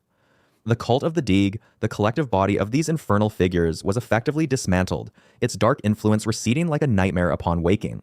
The few who might have escaped the immediate retribution faced a bleak existence, forever looking over their shoulders, their former glory reduced to a whispered, forgotten evil. The Crucible, the legendary blade of the Doomslayer, its power expended in the final, universe-altering confrontation with Devoth, became a relic of immense historical significance. No longer capable of channeling the raw, destructive energy it had wielded against the Dark Lord, it nevertheless stood as a potent symbol of defiance and ultimate victory. Its crimson glow, once a beacon of righteous fury, now simmered with a subdued, almost melancholic luminescence, a silent testament to the unimaginable forces it had contained and unleashed. It was a tangible piece of history, a physical embodiment of the war that had reshaped creation, a reminder of the sacrifice and unimaginable power required to defeat the ultimate evil. For those who understood its true nature, it was more than just a weapon, it was a chronicle of an era, a silent narrator of the Slayer's epic struggle, a monument to the moment when the very fabric of reality hung in the balance. Its existence served as a stark, enduring lesson, a warning etched into the very fabric of the cosmos, that even the most ancient and seemingly invincible evil could be brought low by an unyielding will. And then, there was the Slayer's Fortress of Doom, a colossal starship that had served as his mobile base of operations, his sanctuary, and his arsenal throughout his relentless crusade. Now, it drifted silently through the vast, indifferent expanse of space, an empty vessel, a silent monument to the deeds of its lone occupant. Its powerful engines were quiescent, its weapon systems inert, its command bridge devoid of the fierce, unyielding presence that had once commanded it. The holographic displays, which had once charted the course of countless battles and displayed the locations of demonic incursions, now flickered with ghost images of forgotten conflicts. The training rooms, where the Slayer had honed his combat prowess, stood in silent vigil, their equipment untouched. The entire fortress, once a vibrant hub of activity, now exuded an almost palpable sense of absence, a profound quietude that spoke volumes about the magnitude of the Slayer's departure. It was a silent sentinel, a celestial tomb, forever tracing an unseen path through the stars, a constant, albeit subtle, reminder of the force that had once resided within its formidable hull. Its very existence, a testament to the Slayer's ingenuity and unwavering resolve, served as a beacon for those who remembered, and a mystery for those who had come to learn of its legendary past. As the immediate horrors of the war began to recede, legends of the Doomslayer, the unchained predator, began to spread across the recovering cosmos. His name, once a whispered terror among the forces of hell, became a symbol of hope and defiance for the disparate civilizations struggling to rebuild. Tales of his impossible strength, his unyielding resolve, and his singular focus on the annihilation of evil were passed down through generations, embellished and amplified with each retelling. He became a mythical figure, a force of nature, a righteous fury unleashed against the darkness. The Unchained Predator, a title whispered in awe and reverence, encapsulated his untamed, unstoppable nature, his refusal to be bound by any force or authority other than his own unwavering commitment to justice. These legends, often tinged with a sense of the fantastical, serve to inspire new generations, reminding them that even in the face of insurmountable odds, a single determined individual could change the course of history. His story became a cornerstone of cosmic folklore, a cautionary tale for those who would seek to dominate, and a source of profound inspiration for those who sought to protect and rebuild. Indeed, as the millennia turned, new generations were born into a universe slowly forgetting the immediate horrors of the war. The scars of Devoth's reign, while still present, began to fade into the annals of history, becoming distant memories, then cautionary tales, and eventually, ancient myths. The raw trauma of cosmic annihilation gave way to a fragile peace, a tentative rebuilding, and a renewed sense of hope. Civilizations that had been ravaged by Hell's incursions slowly began to flourish once more, their cities rebuilt, their cultures rekindled. The memory of the Doomslayer, while still potent, evolved from a terrifying reality to a legendary figure, a hero of old, whose deeds were recounted in sagas and celebrated in festivals. The immediacy of the struggle, the visceral fear of demonic invasion, began to recede into the collective unconscious, replaced by a cautious optimism for the future. This slow, almost imperceptible shift marked a profound turning point, a testament to the resilience of life and the enduring power of hope, even in the wake of unimaginable destruction. And so, the long sleep of the Doomslayer marked a period of fragile peace and uncertain recovery for all creation. His self-imposed slumber, a quiet retreat from the endless conflict, allowed the universe to breathe, to heal, and to slowly begin the arduous process of rebuilding. It was a period of profound transition, a cosmic exhale after an eternity of holding its breath.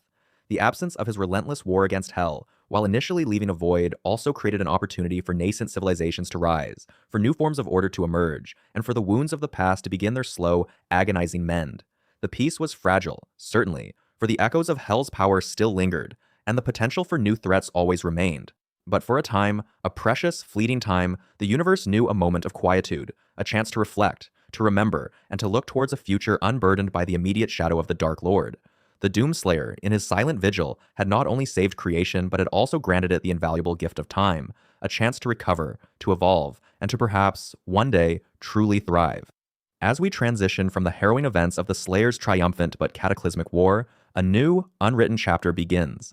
We now arrive at the final entry on our timeline, number 10, titled Future Unknown, set in an indefinite future, a period of profound uncertainty and lingering consequences. The echoes of the Slayer's rampage through the cosmos still resonate, and the universe, forever altered, now grapples with the aftermath.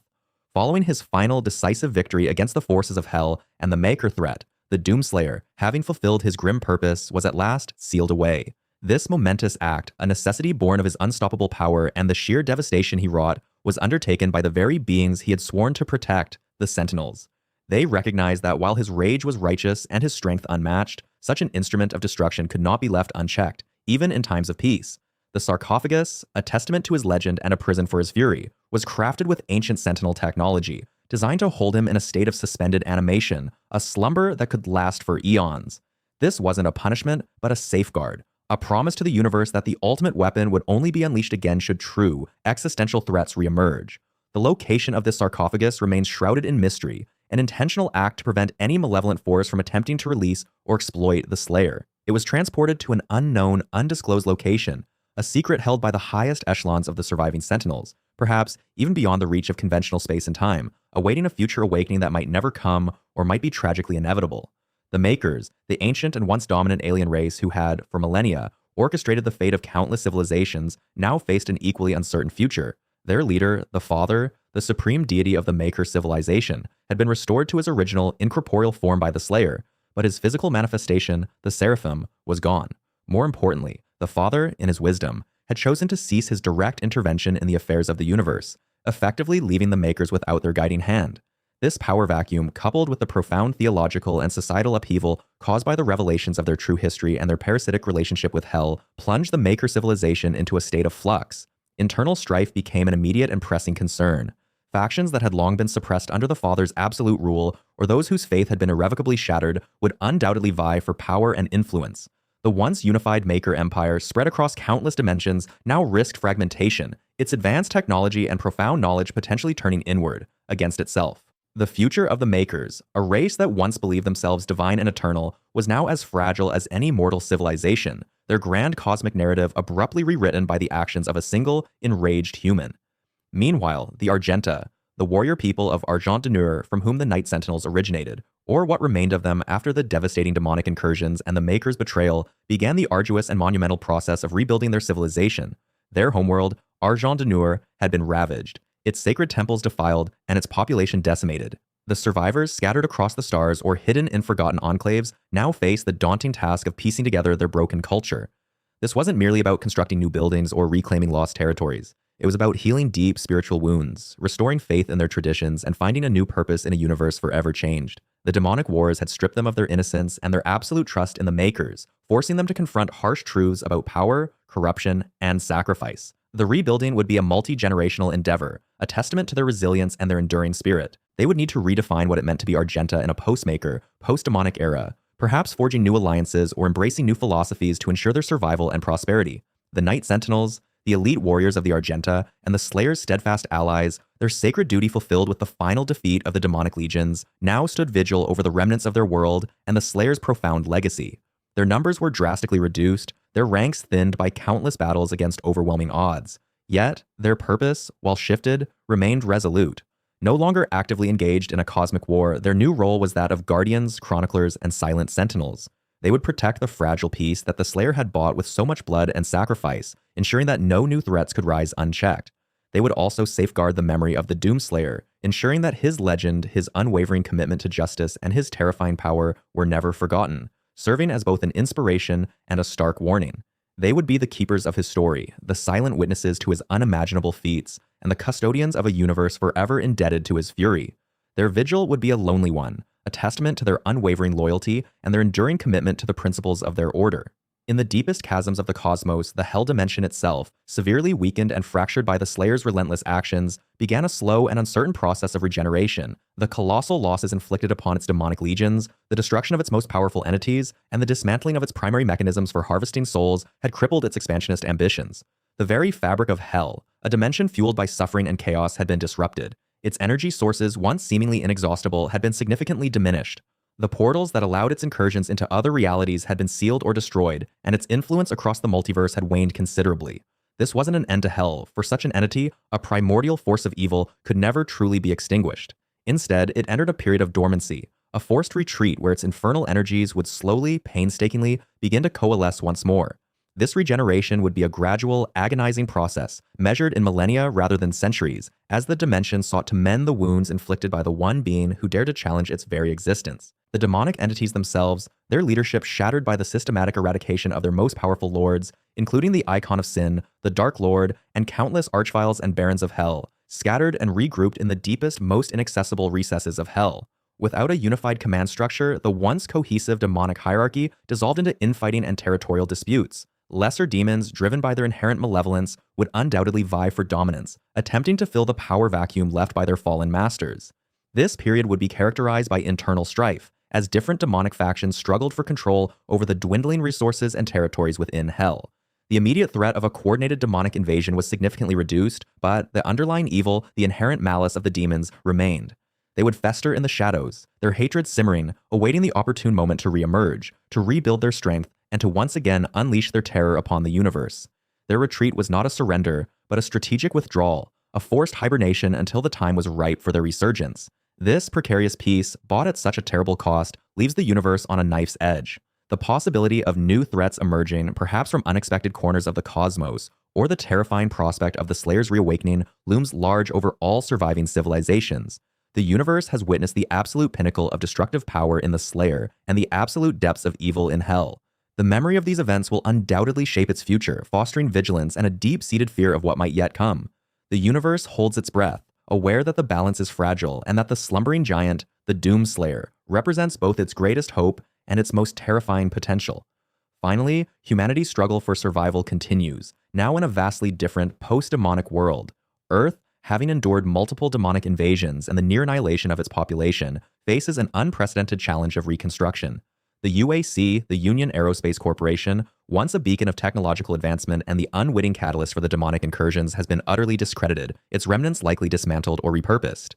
Humanity must now rebuild its infrastructure, restore its ecosystems, and grapple with the psychological scars of a war that nearly wiped it from existence. This is a chance for a new beginning, a world where the lessons of the past, the dangers of unchecked ambition, and the true cost of power are deeply ingrained. It will be a long and arduous journey, but one undertaken with a newfound understanding of the universe's perils and the enduring strength of the human spirit. The future of humanity, like the future of the entire cosmos, remains unwritten, a tapestry yet to be woven, with threads of hope, fear, and the lingering shadow of the Doom Slayer. The Earth, a world ravaged by the demonic invasions and the cataclysmic events of the final conflict, now embarks on a long and arduous journey of healing. The scars are deep, etched into the very crust of the planet, from the massive craters left by the Icon of Sin's rampage to the widespread ecological devastation caused by Argent Energy harvesting and demonic corruption. The once vibrant ecosystems, transformed into hellish landscapes, will slowly begin to reclaim their natural forms, though perhaps never truly returning to their pre-invasion state. The air, once thick with the acrid stench of sulfur and the dust of ruined cities, will gradually clear, allowing life to tentatively re-emerge. This process, however, will undoubtedly span millennia, a testament to the immense destructive power unleashed upon humanity's homeworld. The surviving human populations, now drastically reduced and scattered, will face the monumental task of rebuilding, not just their infrastructure, but their very societies. Forever altered by the trauma of the demonic onslaught, they will carry the weight of memory, the echoes of a war that nearly consumed them all, and the knowledge that their survival was bought at an unimaginable cost. The collective consciousness of humanity will be indelibly marked by the near-extinction event, potentially leading to new philosophical and spiritual paradigms, a re-evaluation of their place in the cosmos, and a profound respect for the fragile balance of life. Beyond Earth, the fate of the countless other sentient species across the vast expanse of the universe, those who also bore the brunt of the demonic incursions, remains largely unknown. Many worlds, like Earth, were undoubtedly consumed or irrevocably altered by the forces of hell. Civilizations spanning star systems may have been extinguished, their histories erased, their cultures lost to the insatiable hunger of the demons. Others may have endured, albeit in shattered remnants, their populations decimated, their technological advancements reversed, and their societies thrown into chaos. The ripple effect of the Dark Lord's reign of terror was not confined to a single galaxy, but rather spread like a virulent plague across dimensions and realities, leaving a trail of devastation that will take eons to comprehend, much less to rectify. The political and social structures of these surviving species, if any, would be fundamentally reshaped by the shared experience of invasion and the desperate struggle for survival. New alliances might form, born of necessity and shared suffering, or ancient rivalries might intensify as resources become scarce and trust erodes. The cosmic tapestry, once woven with the threads of diverse and thriving civilizations, has been torn and frayed, its patterns forever changed by the infernal forces. Meanwhile, the Father, the supreme creator of the universe and the Maykrs, now freed from the insidious influence of the Dark Lord, stands at a pivotal juncture. His long imprisonment and manipulation by Davoth, the Dark Lord, had cast a long shadow over the Maykr civilization, leading to their corruption and eventual near extinction. With the Dark Lord's defeat, the Father is no longer bound by the will of his creation. He may choose to actively guide the surviving Maykrs, leading them towards a path of redemption and restoration, helping them to reclaim their rightful place as benevolent overseers of the cosmos. This could involve a profound spiritual and technological renaissance for the Maykrs, a return to their original purpose of creation and preservation, rather than the parasitic exploitation of other worlds for Argent Energy. Alternatively, the Father, having witnessed the devastating consequences of direct intervention and the corruption of his own creations, might choose to remain a silent observer, allowing the universe to chart its own course, learning from its mistakes, and evolving without divine interference. This hands-off approach could be a reflection of a deeper understanding of free will and the inherent dangers of omnipotence, a recognition that true growth often stems from struggle and self-determination. His decision will have profound implications for the future of the Maykr race and potentially for the entire cosmic order. The universe, now reeling from the defeat of the Dark Lord and the resulting power vacuum, faces the potential for other dimensions or realities to be significantly affected. Davoth's influence extended far beyond the confines of a single dimension, his demonic legions spilling forth from hell into countless parallel existences. The sudden absence of his unifying, albeit tyrannical control could lead to a chaotic fragmentation of demonic forces, with various archdemons and infernal lords vying for supremacy, unleashing localized conflicts that could engulf entire realities. Conversely, the removal of the Dark Lord, the ultimate source of demonic power and cohesion, might lead to a gradual weakening and dispersal of Hell's influence, allowing other dimensions to slowly recover from the infernal blight. However, the very nature of Hell, an entity fueled by suffering and discord, suggests that such a power vacuum would not remain empty for long. New threats, perhaps even more insidious and unpredictable than the Dark Lord himself, could emerge from the depths of the infernal realms, seeking to exploit the instability and claim dominion over the weakened dimensions.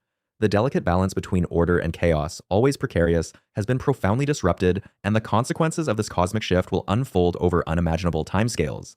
The ultimate fate of the Doomslayer, the legendary warrior who single-handedly brought about the Dark Lord's downfall, remains shrouded in mystery. Having fulfilled his prophecy and avenged the Night Sentinels, his purpose, at least in the traditional sense, has been achieved. The last we saw him, he was sealed away, perhaps to slumber until the universe calls upon him once more. Will he remain entombed, a silent guardian awaiting the next great threat? Or will he, in time, break free from his confinement, perhaps to wander the cosmos, a solitary sentinel, forever vigilant against the forces of darkness? His existence is intrinsically linked to conflict, to the eternal war against Hell. Without a clear enemy, what becomes of a being forged in the fires of vengeance and destruction? Does he find a measure of peace, a respite from the endless battle? Or is he destined to be an eternal warrior, forever seeking the next challenge? The legend of the Great Slayer and his eventual return will undoubtedly continue to be whispered among surviving civilizations, a beacon of hope in a scarred universe. This prophecy, passed down through generations, will serve as a reminder of the ultimate protector, a reassurance that even in the darkest of times, a force for good can emerge to confront evil. The very thought of his return, of the unyielding rage and power he embodies, will be a comfort to some and a terrifying prospect to others, particularly those who might seek to exploit the remnants of demonic power. The universe, having endured an era of unprecedented destruction and existential threat, now holds its breath, awaiting the next great conflict. The defeat of the Dark Lord has not eradicated evil, nor has it eliminated the fundamental forces of chaos and destruction that permeate the cosmos. New threats will inevitably arise, perhaps from within the fragmented remnants of Hell, or from unforeseen corners of the multiverse. The nature of these future conflicts is impossible to predict, but the universe, now keenly aware of its vulnerability, will likely be better prepared, having witnessed the devastating consequences of complacency. The question remains, will the universe face these future challenges with or without its ultimate protector, the Doomslayer? His absence would undoubtedly leave a void, a desperate need for a champion capable of matching the raw power and unwavering resolve that he embodied. The memory of his deeds, however, will serve as an inspiration, a testament to the power of defiance and the unyielding will to fight for survival. The cosmic drama continues, its next act unwritten, its ultimate conclusion unknown, but the echoes of the Slayer's War will forever resonate through the vast, mysterious expanse of the universe. The future is a blank slate, pregnant with both peril and possibility, and only time will reveal the next chapter in the eternal saga of creation and destruction. From the UAC's earliest forays into Argent Energy to the Slayer's relentless crusade across dimensions, the saga of Doom has consistently pitted humanity's hubris against the Infernal Legions, a cycle of invasion and retribution that echoes through time and reality. And that is the complete Doom